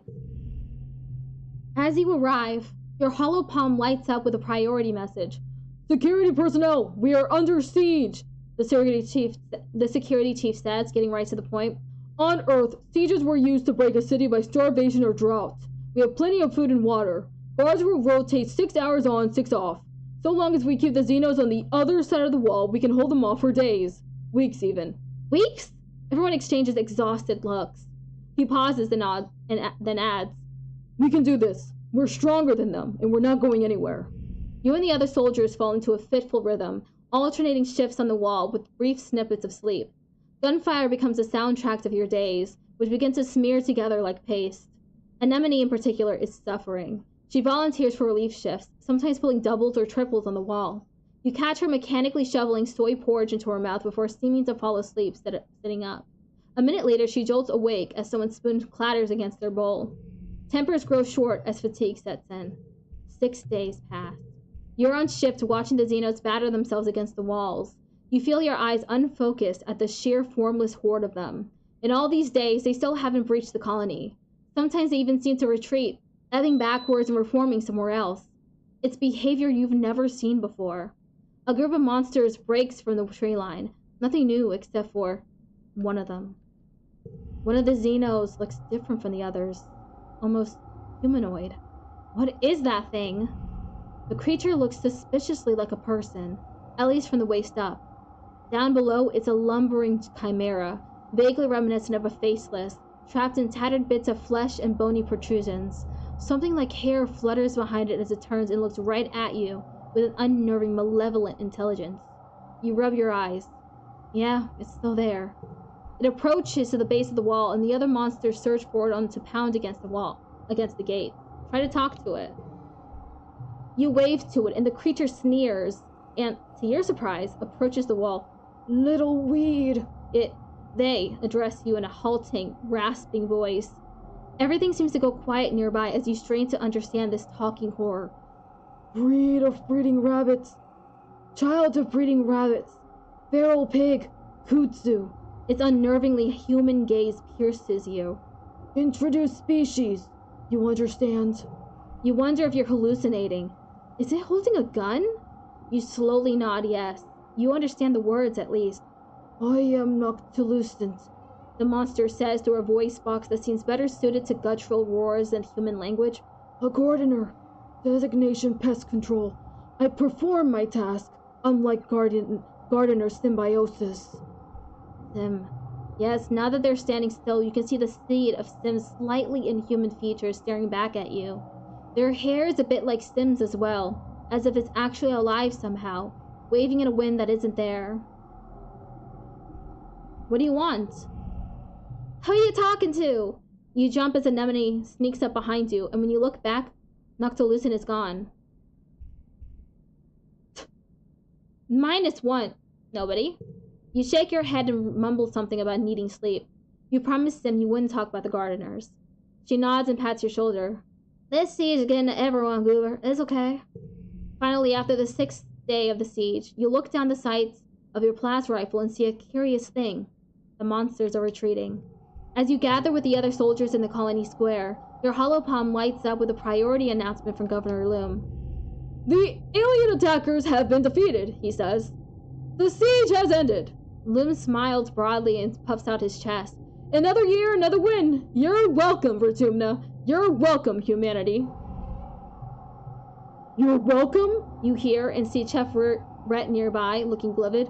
What did he do? He rants to his security officers. Raced out there like an idiot with his honor guard, defend strategically unsound positions, put himself in danger so we had to save his overstuffed ass. The soldiers all shift uncomfortably, but no one disagrees. And when I actually needed him, Rick continues, taking his 12-hour beauty rest while the rest of us slog through endless shifts. The soldiers are exhausted from the siege. The crowd in the square disperses quickly.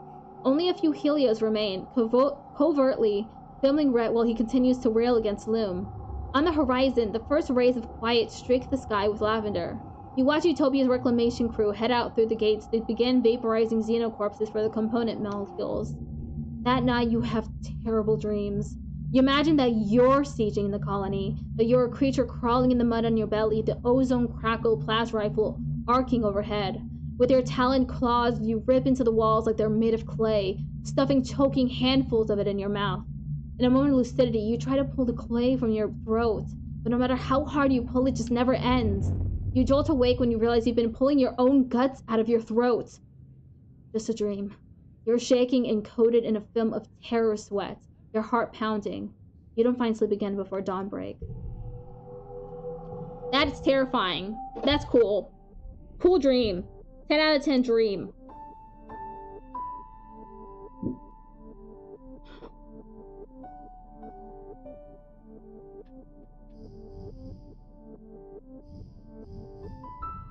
Start age 18.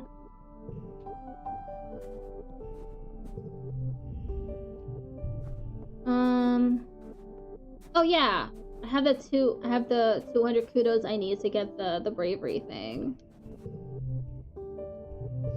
Right here. Yeah, this is the one I want. Yeah.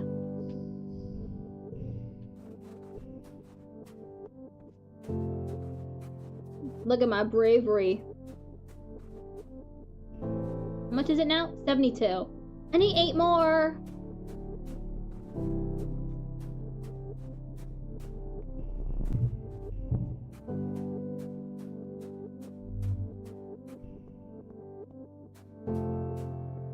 I'm just looking for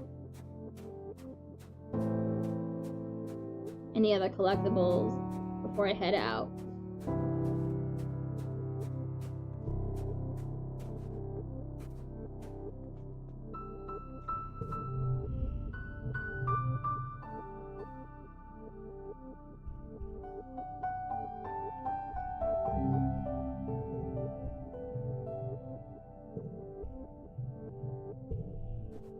I already had that conversation with this. That's why I just clicks past it.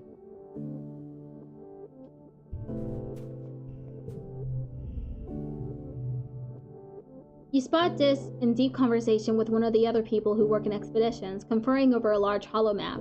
Dis points out a location on the map, and the explorer makes a note on their hollow palm before walking away. Dis closes the hollow map and notices you standing there. He looks around hesitantly, as if checking if people are watching, before giving you a chaste kiss. Hey, Cooper, he murmurs. Yep, I still need more bravery.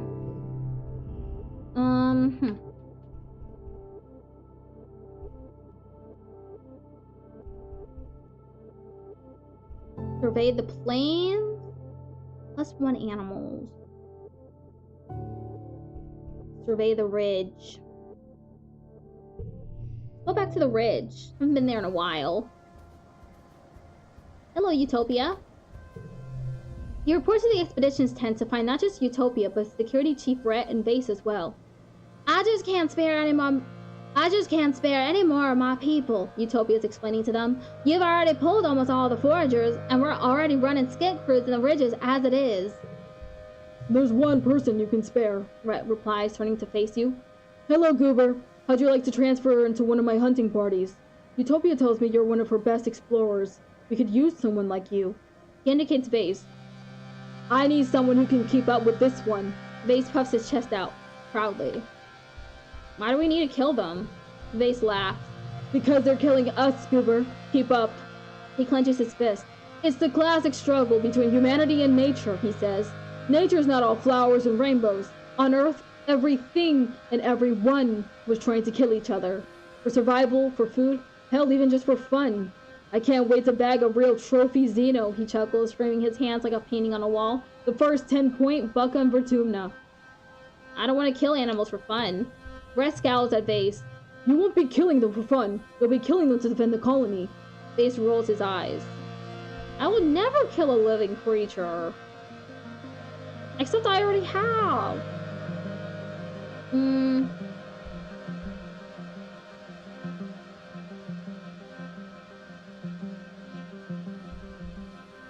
I just want to see what happens. Let me check. Nah, I'm gonna say no. Vase scoffs. Even if it was trying to kill you? I knew you Strato kids were soft. I didn't know you were suicidal, too. Not everyone's cut out for life or death situations, Rhett says, then turns to you. You know, Goober, it's not all killing, he continues. Sometimes it's about tracking and identifying dangerous creatures before they reach our walls. You wouldn't necessarily have to kill them. He holds up his hand. But you don't have to decide just yet. Talk to Utopia later if you change your mind. Heck no!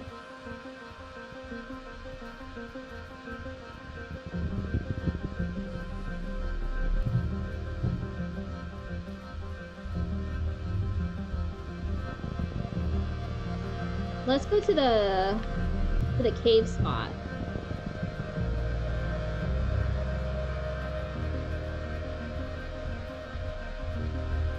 My little pet is struggling to keep up. I'm going so fast. Look at me go with my little legs. What the fuck is this? You find your way blocked by a massive wall. No, a hollow pillar, knocked over and lying on its side in the sand. It's absolutely massive. It stretches to your left and right at least 1 kilometer in each direction, though at some points it's crumbled enough that you can likely scale over it. Check it out! Oh, it's easy? Oh, it's a goal of 84. Oh, it's so easy, huh?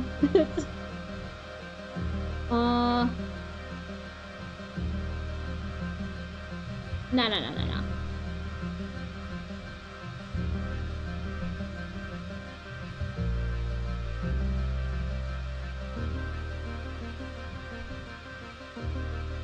Yeah, I think this is fun.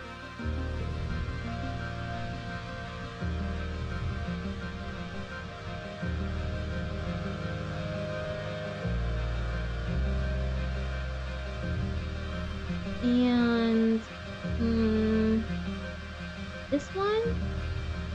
Wow, this sucks. I have so many cards here.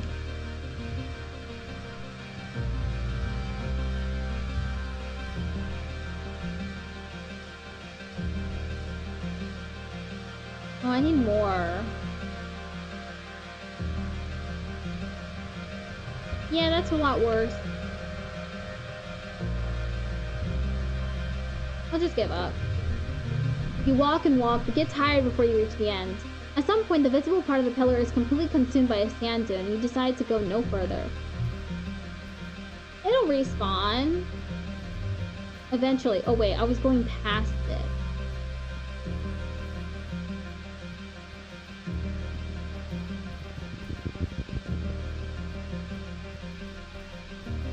I went in a circle. Man, my stress is already so high.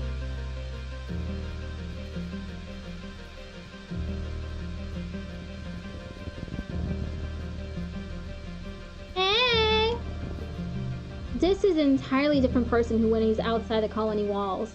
Without people constantly trying to correct his asocial behavior, it's like he's blossomed into someone who's actually confident. The more time you spend with him out here, the more glimpses you catch of the real Dis. But you can't do this, he says, jumping off a huge boulder and doing a cool roll at the end. Wait, no! But you can't do it with your eyes closed. I can. You and Dis cavorted around, daring each other to do more and more dangerous things. Dis isn't scared of anything. You think you see something up on one of the plateaus above you. The cliffside is covered in convenient vines. Dare him to kiss you on the lip. Dis goes pale. What? No, but that's not the same, he exclaimed. You're cheating! Wow, you might have found the one thing Dis is scared of. He says you pick a real dare. Dare Dis to race you to the next checkpoint. You're off before you even finish the sentence, Dis hollering, "No fair!" as you leave him in the dust. The two of you run on and continued your day.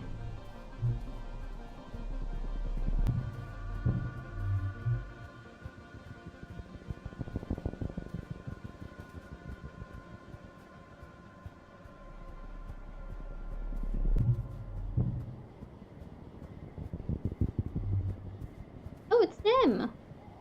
What if he dies again? Let's, do a new save. Don't die. Oh my god.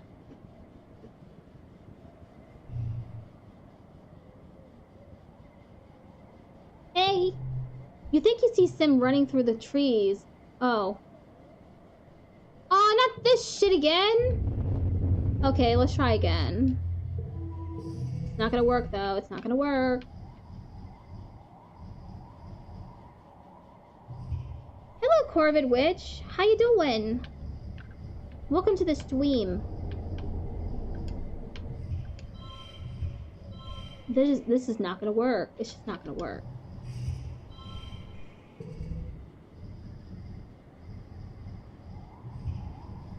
Doing well, how's you? Having a fun time, but this, I accidentally came upon the same challenge that I was stuck on earlier. And if I don't win it, then a character like dies. So sad.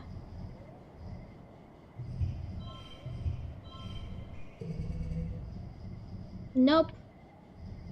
I'm not gonna be able to. I'm not gonna be able to. Not again.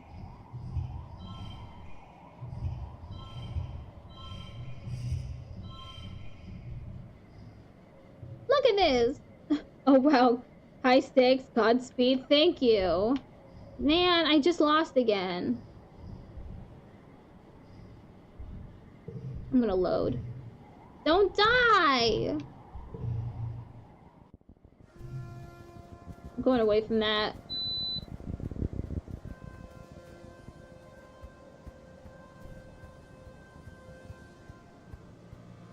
Let's get this. I can't even talk to him anymore because I'm trying to avoid his death. How sad. Damn, I got so many of these strange devices. What is this strange device? It's right. What the hell is it? Oh, I got another crystal cluster. That's good. Ah, I have so many collectibles right now. Oh, what's this? You're back at the Convergent Domain Cave, which is still buzzing with strange energy. Oh, it's this thing again. It doesn't cost me much to do this. Okay.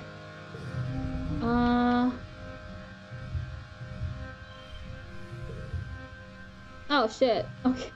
For some reason, It's not much.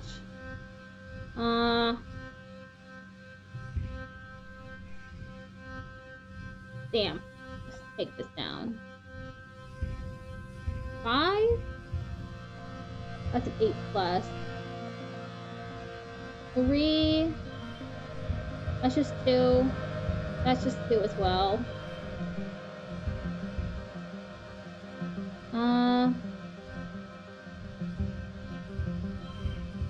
Yeah, that's fine, I guess. Man, I'm gonna fucking lose again. What? Why is it 0 now? Damn.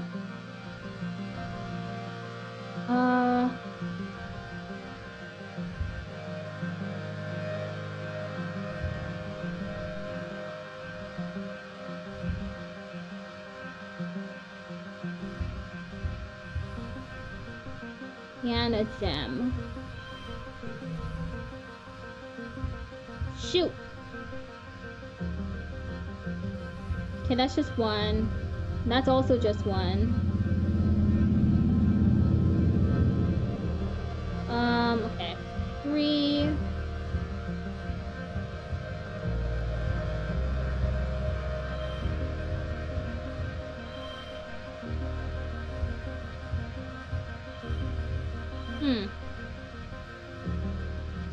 Give up. Okay, I can try again. It's just plus 5 stress.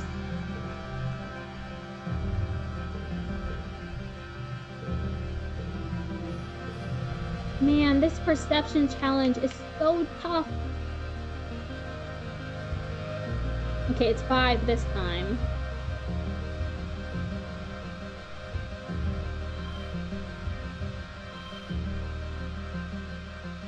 This is probably fine. It was 21 before. Okay.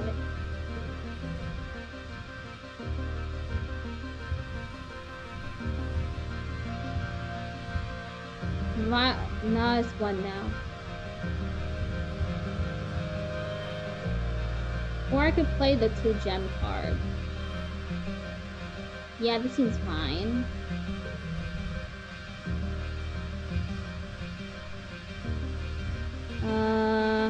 Four?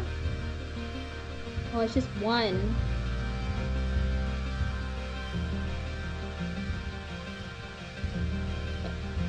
This one?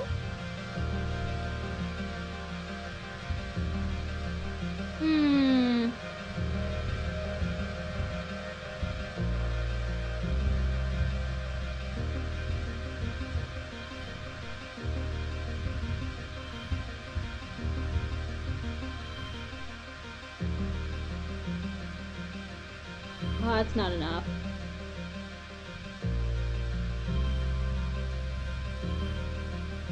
Oh, still not enough. Even though I changed them all to yellows.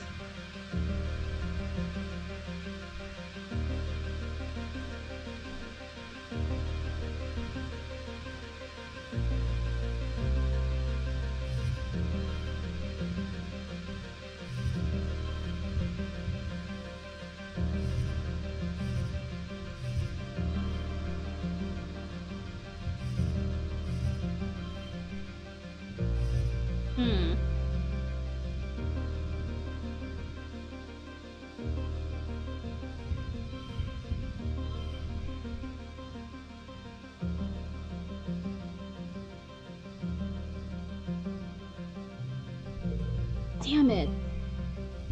Yeah, that's not good. It's still not enough.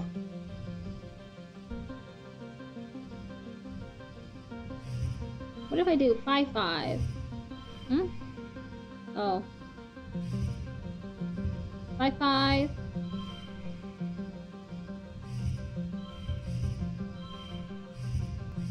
Four, 4. Shit. Come on! Okay. Guess I gotta give up again.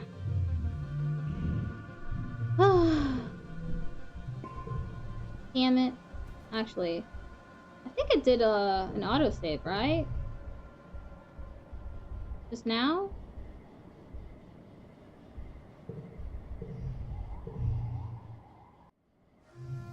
Yeah, okay, that was the autosave. So I probably still have all the collectibles.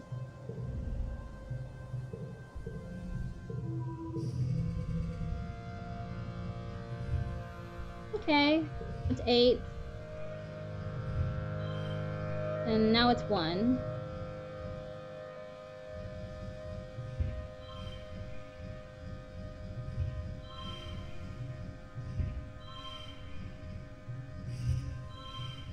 $25. Okay. This is fine. 0! How cruel!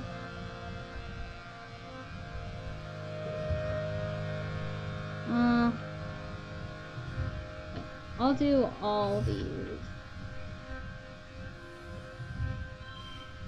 2 and plus 6. 4 plus 2.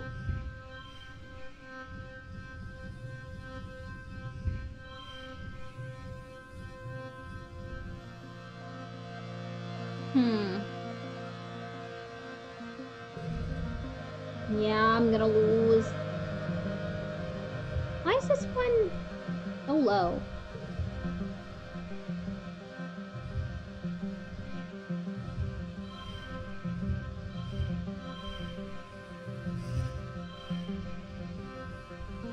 I have to give up again. Okay, let's try again.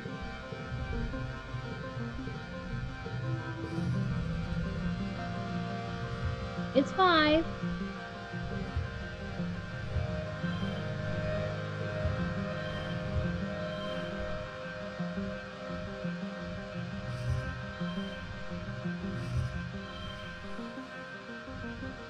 Next round.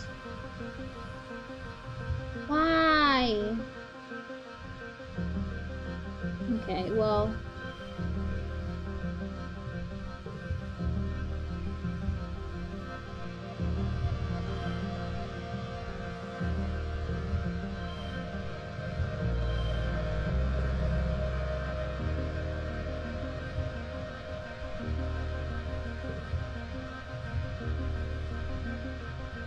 This.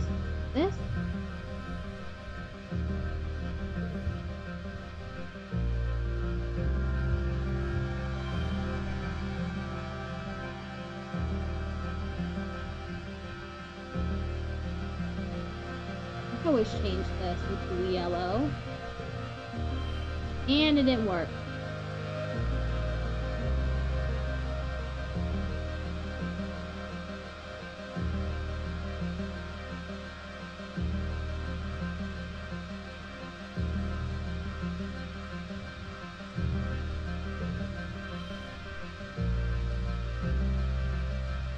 Damn.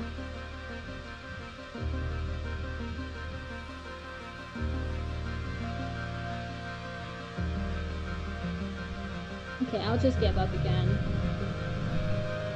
Move on to something else. And I'm gonna reload. Never mind, I can't reload.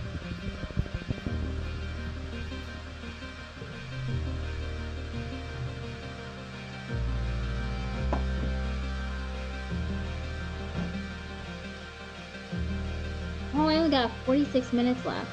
Man, this stream has gone by so fast. You investigate a weird squeaking noise, eventually following it to its source. A whole swarm of bounce weasels are gathered on the cliff above you. As you watch as they throw their tiny bodies off of the edge, plummeting past you and out of sight, they scream and screech in excitement. Okay, weird. Oh, I already have one of those. I went from a distance. In your best wildlife documentary voice, you note that the bounce weasels are probably killing themselves off so the rest of their tribe will have a better chance of survival. Or maybe they're migrating and made a mistake, and now they're all plunging to their death, to their certain death. Such a tragedy. You are totally just making this up, but it sounds good. At any rate, you get a great recording of the hideous screeches the animals give as they leap off the cliff. Like miniature battle cries, they send shivers up your spine. You're happy to record it from way, way back here.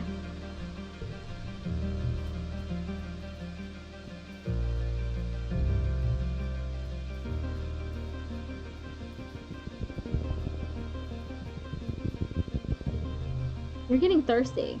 Oh. Search for water. Oh, it's easy, huh? Doesn't look very easy.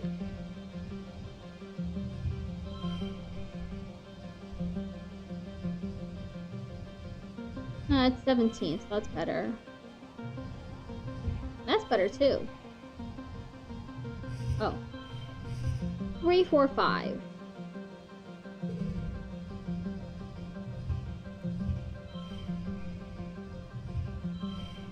Okay, it's not much.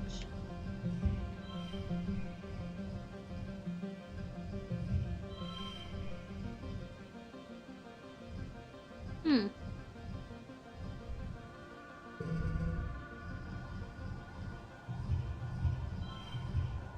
Five, 4, 3.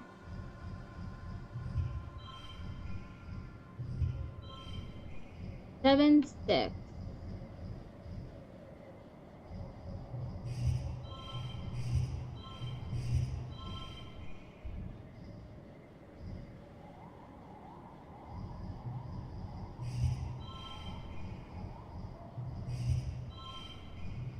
Hmm. 2, 3, 4.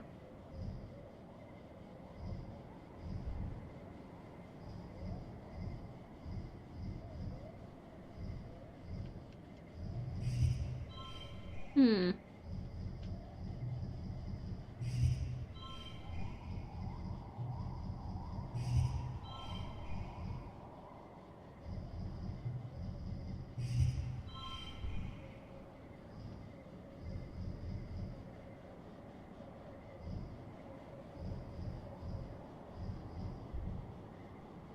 Giving up.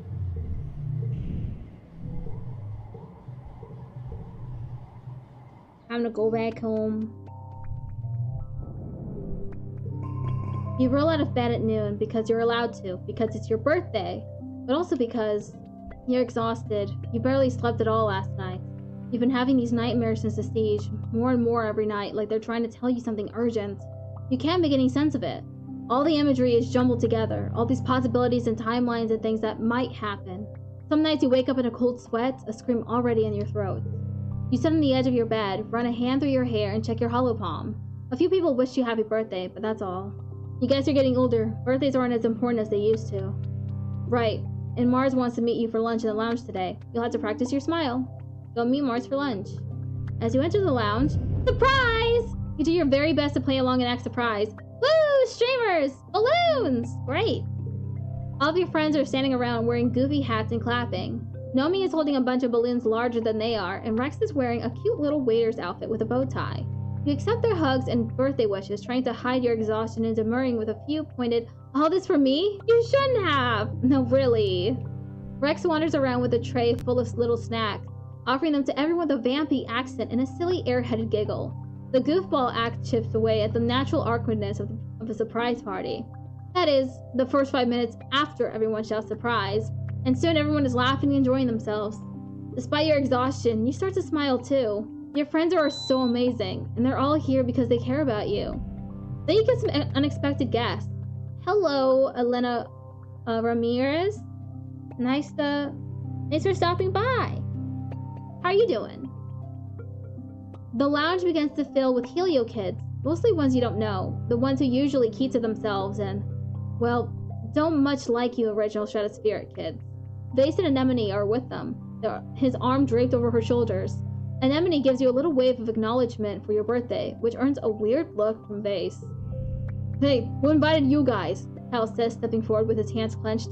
"This is a private party." It's a public lounge," Vase replies. "We can sit wherever we want." Hal stops right into the midst of the Helios. "You guys think that just because you fell out of the sky, you're the wormhole's gift to Vertumna," he spits out. "We don't need you. We never needed you. All you do is make things worse, like this party. You've rarely seen Cal so ready for a fight. He doesn't seem to care that the body language of the Helio kids has changed from cocky to dangerous. You're just a bunch of fascists, Cal continues. You and Loom. The lounge erupts, chairs screeching across the floor as the Helios jump to their feet, yelling at Cal, calling the colony illegal and Cal a fugitive. They jostle him around, but Cal plants his feet and stands his ground. You hear a bottle breaking and see someone advancing on Cal. He's not backing down. I don't have high enough friendship with Anemone. Stop it! Your voice is drowned out by their argument, then someone throws a punch and it's all chaos from there. Despite Cal's bravado and brawny physique, he's no fighter. One of the Helio kids socks him in the stomach and he goes down like a felled gnarled tree. Rex throws himself between Cal and his assailants, catching a few kicks on Cal's behalf before the Helios get tired and leave, with a few parting shots at Cal's alleged romantic interactions with the flout cows. Vase doesn't get involved, but he doesn't stop them either. He's the last to leave the lounge, staring hard at Rex before smirking and turning away. Rex helps Cal to his feet. First time, huh? He says, dusting off Cal's clothes. Don't worry, they probably get it out of their system. Good on you for sticking up for yourself. Anemone lingers at a distance, clearly angry at Cal, but feeling bad about the fight. Well, Mars exclaims, clapping her hands. That was enough excitement, I think. Let's move on to the important parts. Cake and presents. Under Mars' skillful party hosting hand, the mood shifts back to festive. You enjoy your presents and your cake, but tensions boiling over like that is a bad omen for the rest of the year. Yeah, that is pretty bad. Don't want that to happen.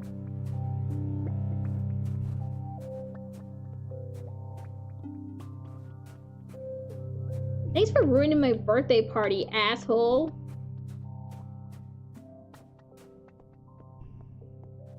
And you! Why don't you stick up for your friends? Huh?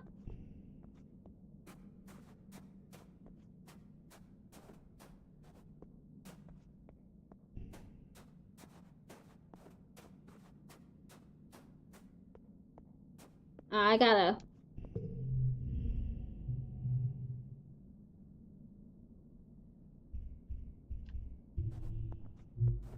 gotta go chill out. I'm gonna go hang out on the walls.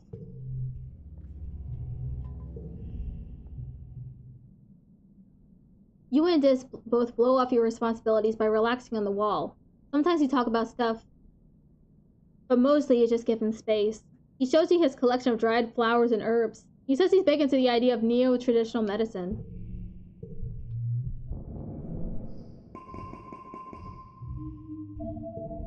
I don't want a duplicate of those ones anymore.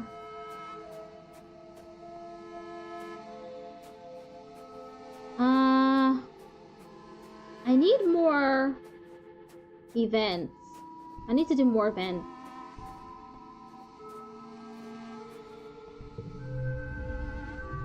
Survey the plains.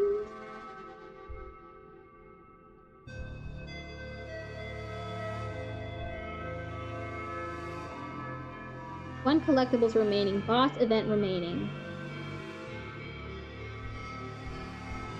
Try to be a hunter. Floor nearby. Survey the plain.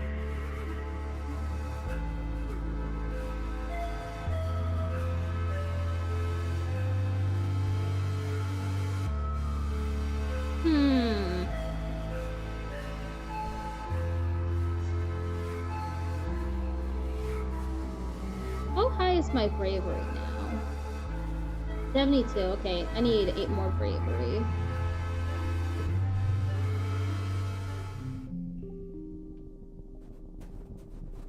Oh no, I can't talk to Sim, because if I talk to him, he dies.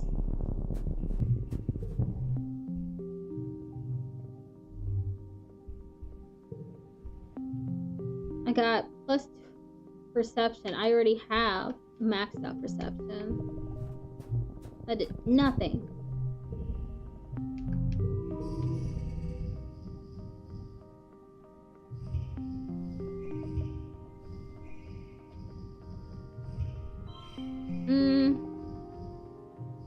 Yeah, that's better.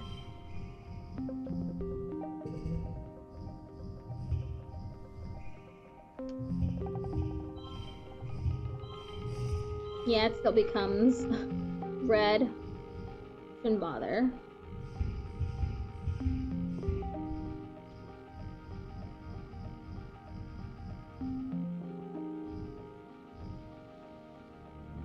Five.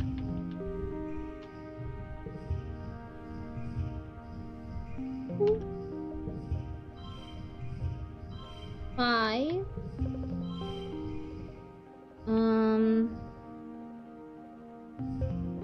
Or this one. Okay, that one's better.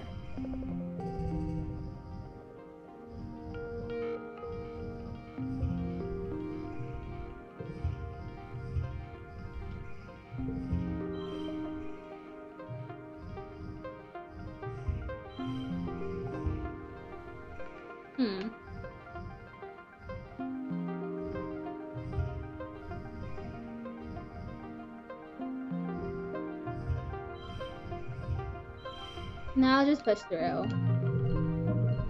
As you settle in to watch it from behind a strand of mush trees, the Unisaur looks up towards you, startled by your movements. Nah, I think I've already... Yeah, I already saw this before. Canceled out some of my stress.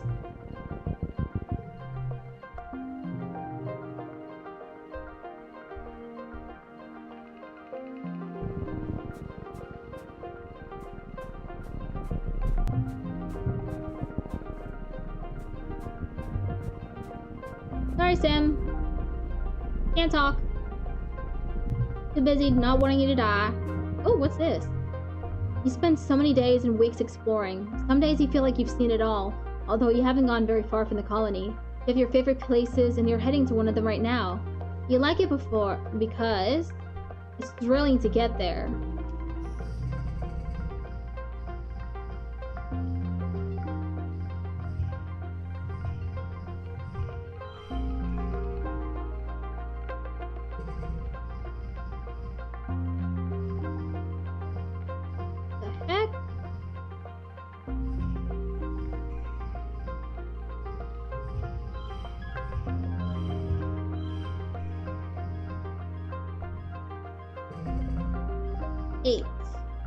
+3 on third stage challenges.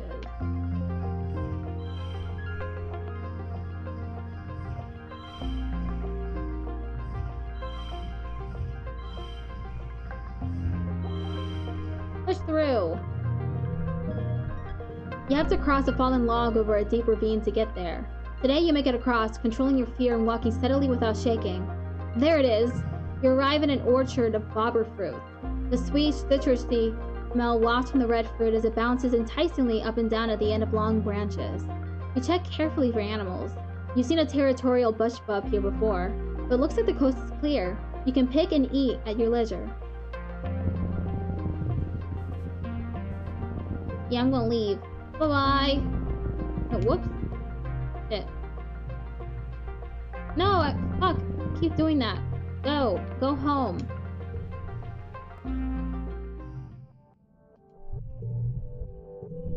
It's pollen!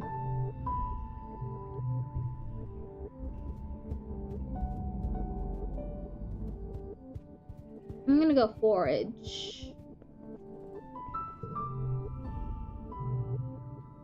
I haven't foraged in a while.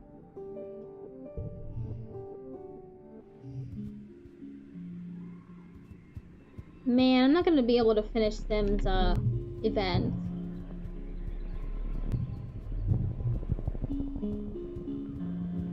One of those things.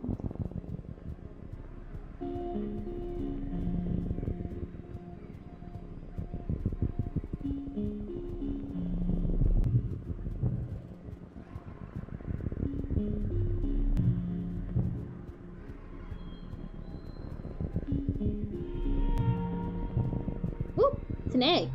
You come out of the trees into a large grassy clearing. I'm gonna take the egg. Oh shit! It's a manticore!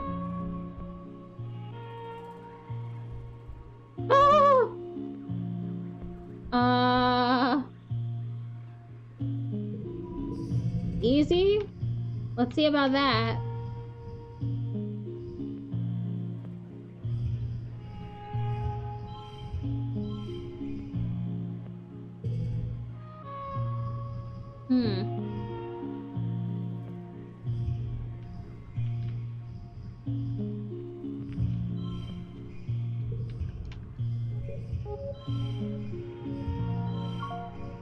And this.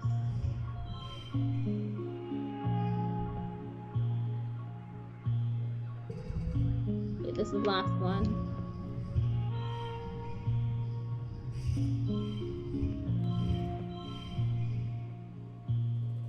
Oh, I won!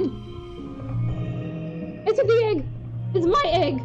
You stumble blindly through the clearing towards the relative safety of the trees, the cumbersome egg blocking your view of your own feet. You fall a few times, just barely managing to scramble out from under the clouds of the Manicore. You eventually find a member of the expedition's protection squad, who fires a warning shot with her plasma rifle over the Manticore's head. It roars in defiance and slinks into the trees.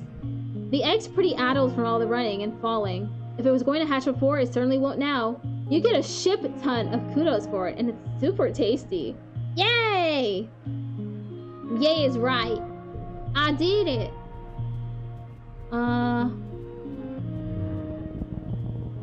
That was just like a +1 though card. Sucks.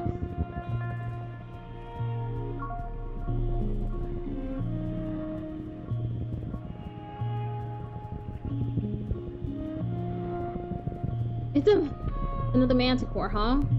Oh, hold up. Let me save.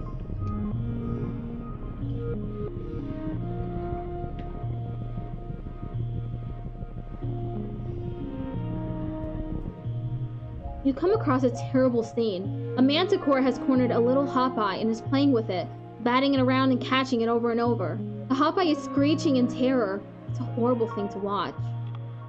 Try to break up the fight.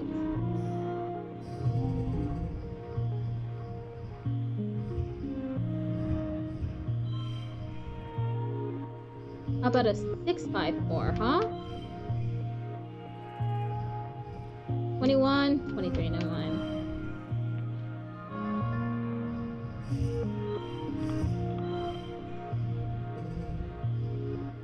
Six, 5, 4,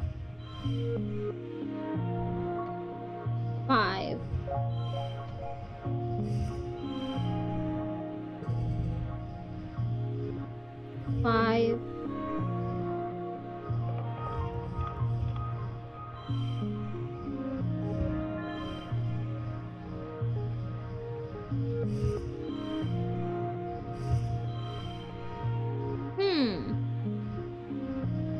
Oh, you can just push through. You quietly climb up into a tree first. Manticores can't climb trees. You're pretty sure you remember hearing that. You'll try to scare the attacker away by hooting and throwing rocks. You put on your scary face and try to frighten it away. The Manicore is so annoyed by you throwing rocks and making a ruckus that it turns its attention to you. It roars in anger. Shivers of fear run up your spine. That's definitely a better scary face than yours.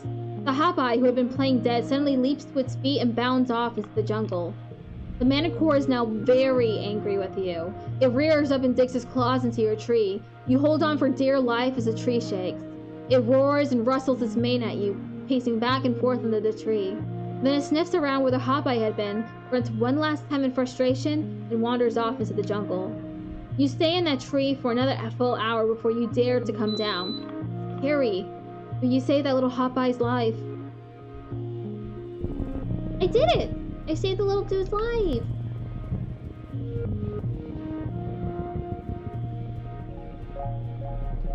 Got another egg. Egg. They should call me the Egg Hunter.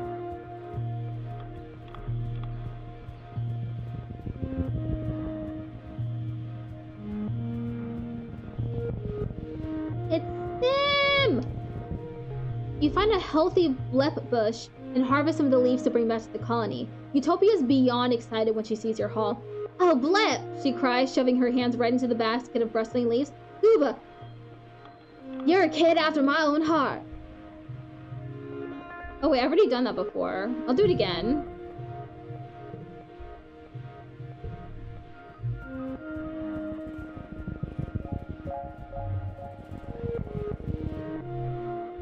You stumble upon another sweet edger hive queen and her multitude of wriggling, oozing children. You're a little afraid of her acid, but that royal jelly looks tasty.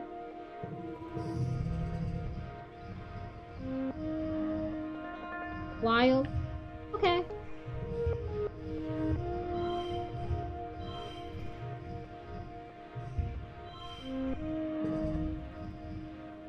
Five, 4.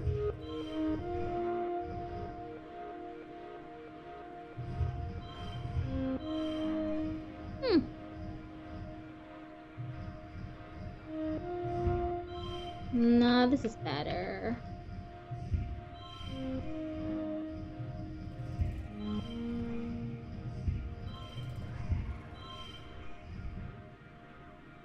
Next round.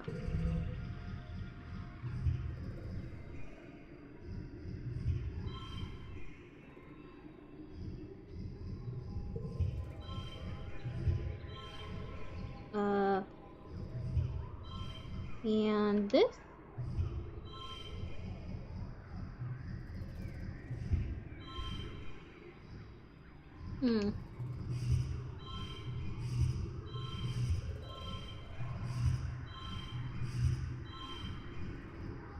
I'll push through.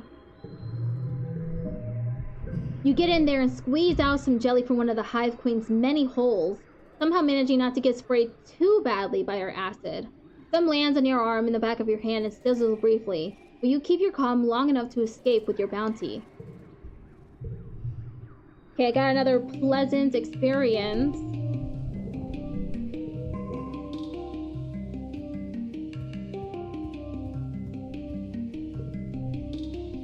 Gonna relax on the walls. This is staring out into the wilderness. He has his ankle wrapped tightly and propped up on a nearby crate. Instinct says I can't go out until my ankle's healed, he says grimly. Twisted it last time I was working with the surveyors, so now I'm stuck up here. You manage to cheer him up a little by getting him to tell you about his favorite places to explore. It passes the time and you learn a little more about this. Let's get rid of this 3.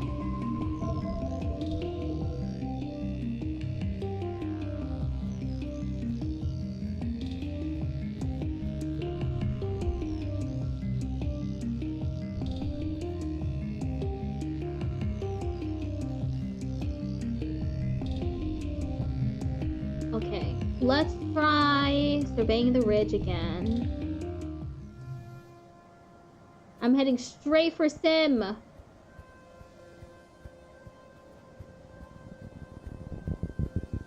Gonna try to keep my stress down, my stress as low as possible.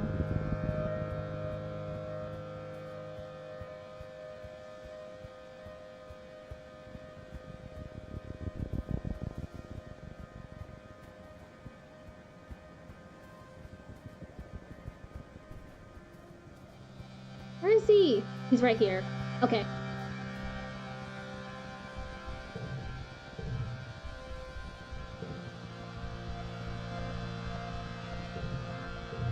There.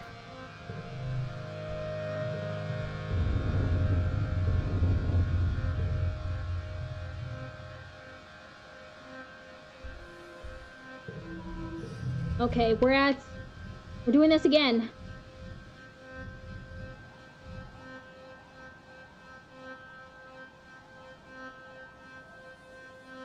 Damn. Okay, what collectibles do I have?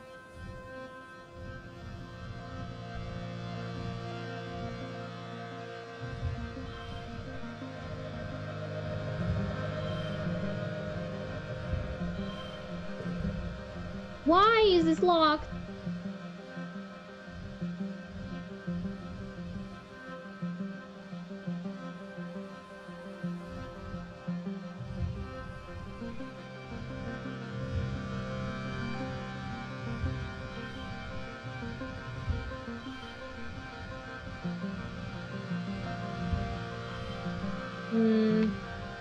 No, it seems like it was better when it was like this.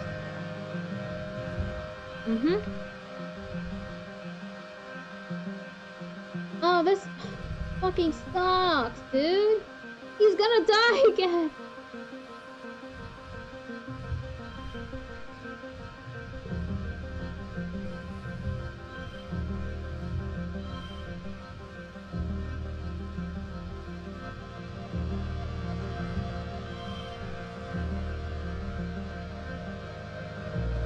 Okay.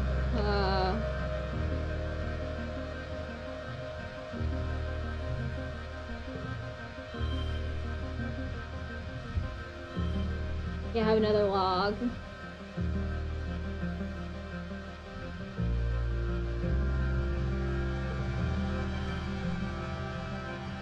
It's not enough. It's not enough.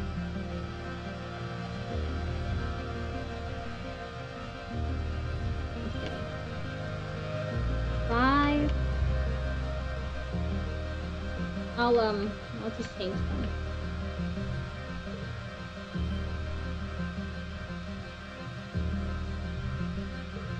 Oh.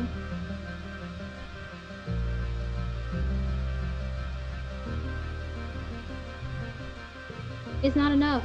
It really isn't enough. He's gonna die.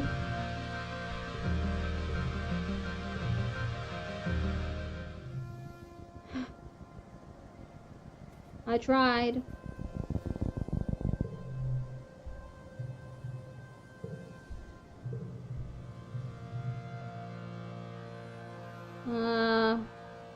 Onward.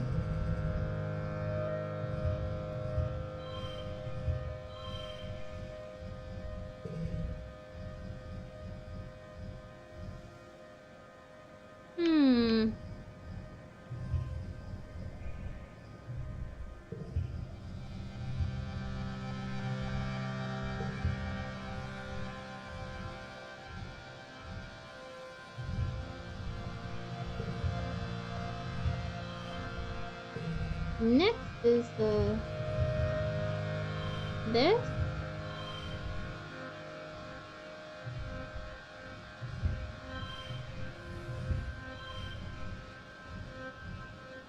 Five 544.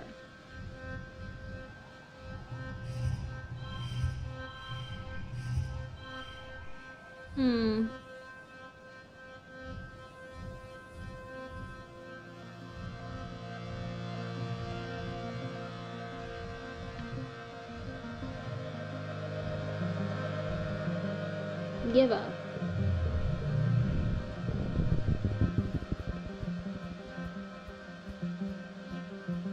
I guess I'll just go to the cave again.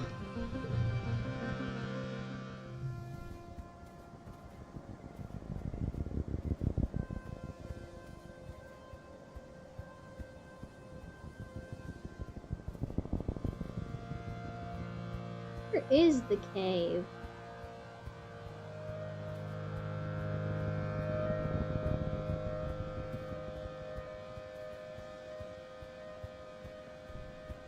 I don't remember.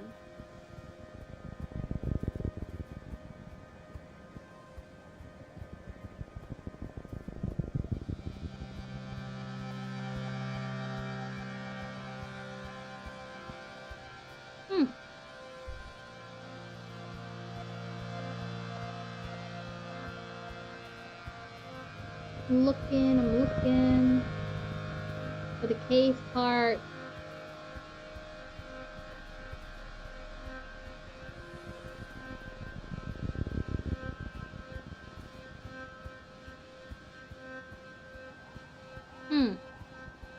Where is it?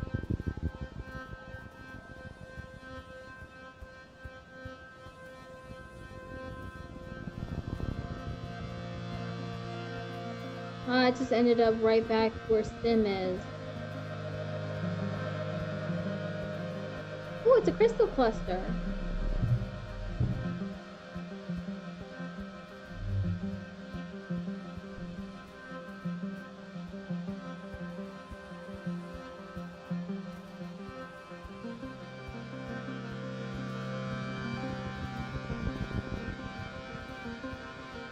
That's not it.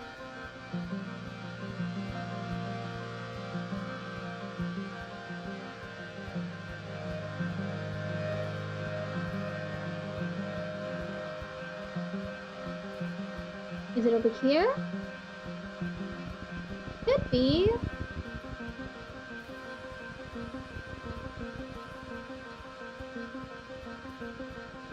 Yeah, there it is.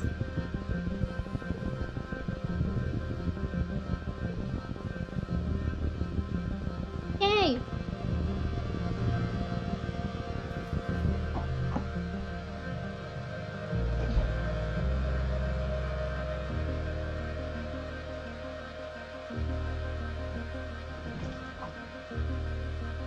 Okay.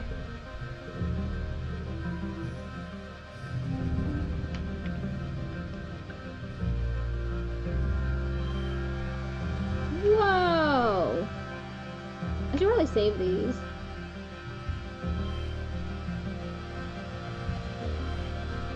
What's this one?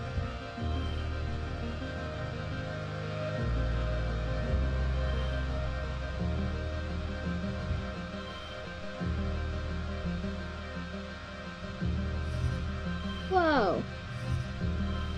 Okay, now it's 28.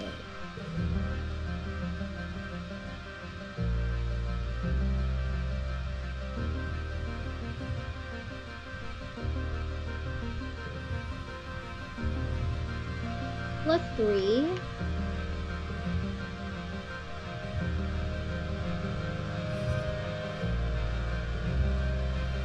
And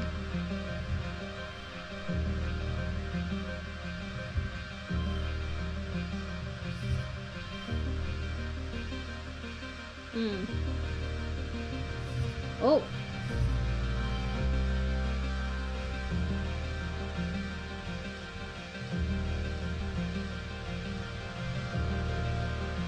Doesn't seem like... Oh, I shouldn't have done that, actually. Whoop. I'm gonna reload because I accidentally turned that into a, what is that? Into a, muscle card.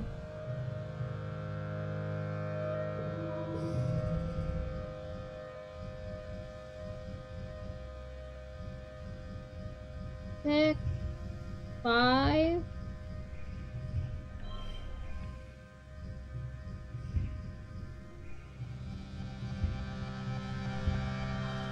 Or 3.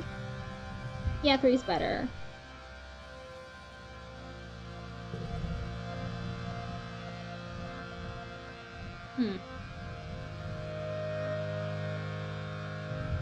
This one. 6.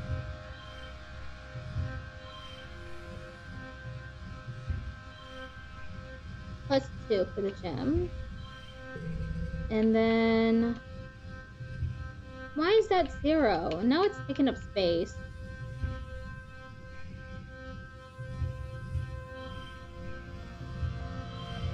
I can push through! Y'all, we did it. We did it. Got through the cave! You find the source of the breeze by tossing some fine sand into the air and watching which way the dust blows. It's a very tight crack. Good thing you and Diz are so small. You squeeze through and have to shimmy along on your bellies for about 10 meters, pushing your gear ahead of you. It's uncomfortable, but Diz's excitement draws you on. Past the crack, there are fewer signs of animals. The walls are smooth, grown obsidian, which has a kind of melted rainbow oil slick look.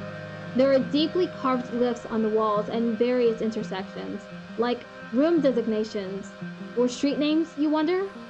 Any other kinds of basins, alcoves grown into the rock, full of odd protrusions, and all ancient and worn and inexplicable now. It feels homey. You come to realize the convergent domain must have lived underground. That's why there are so few ruins on the surface. As you follow the cave complex down, it's clear this used to be a well-traveled path. The corridors branching off to other places are now blocked off, as if a big earthquake had rattled this whole area. Only this one main path is still clear. It's too convenient to be a coincidence. The floor of the cave slopes downward like a slide, and it's quite slippery. Pay attention to your footing. You follow the cave system down, down, down, all the way to what must be the bottom of the cliff. You have to climb down a 3-story wall in the last section, and are grateful to your anti-grav belt for making it easier. You're still tired, though.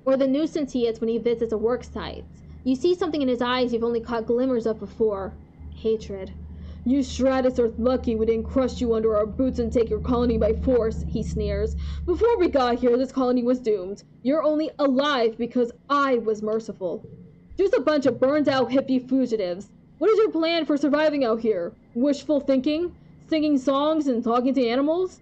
Laughter ripples through the Helios. You, he gestures to the council, then jerks his thumb in his chest, need us, not the other way around. I'm done pretending I need to listen to your opinions. If you want to live, you'll do what I say.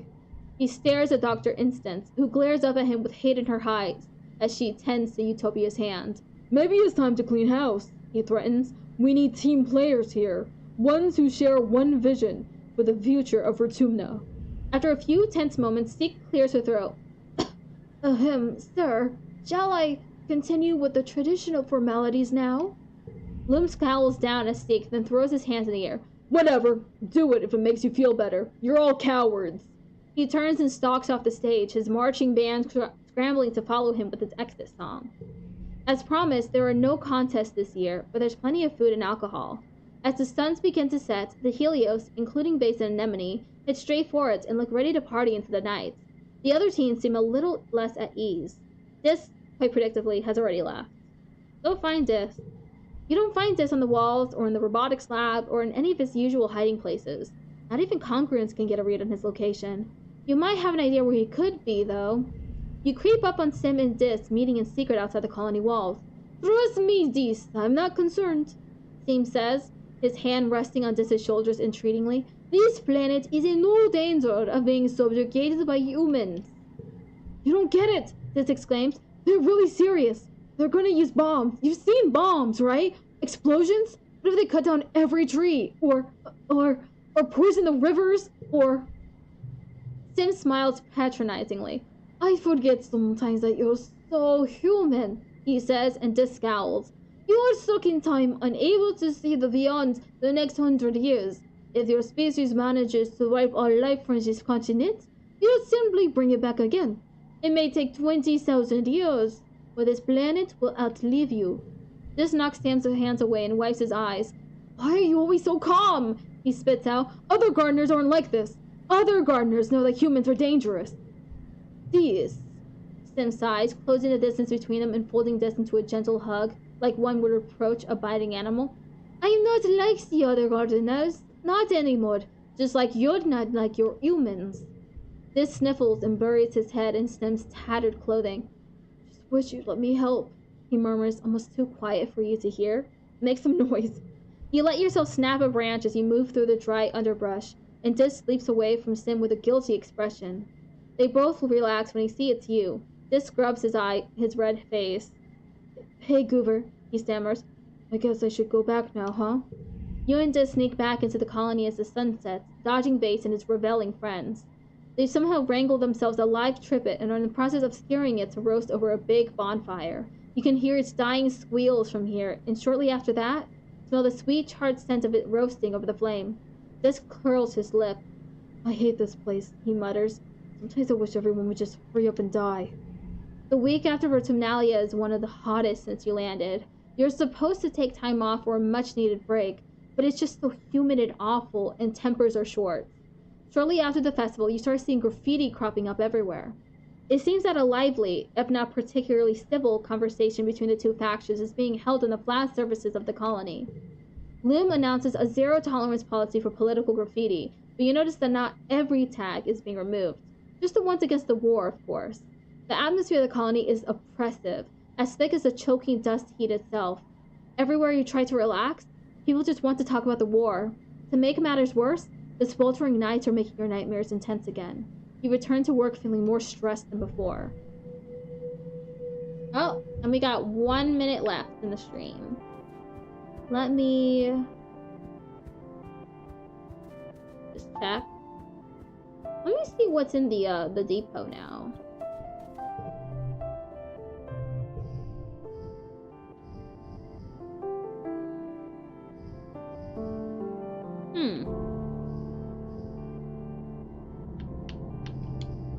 Not much.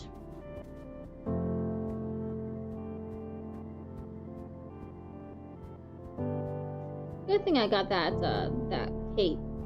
Really good.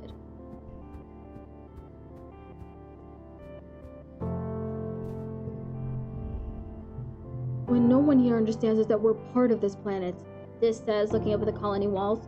like it or not, this planet is a system. We can't just hijack it. That's what humans did on Earth.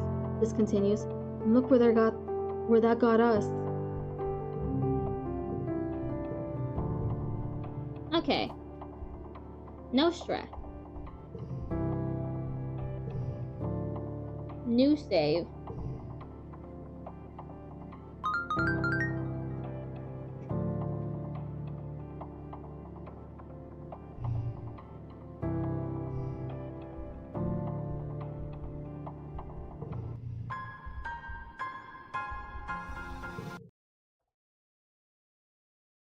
Okay.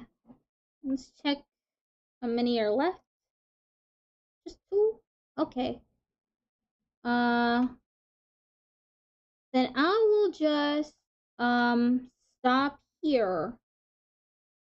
Bye-bye, Twitch. I'll be back tomorrow playing. Will I be playing? Oh, Alan Wake Remastered and Pikmin 4. Okay. Thank you everyone who stopped by on TikTok and YouTube. Bye-bye.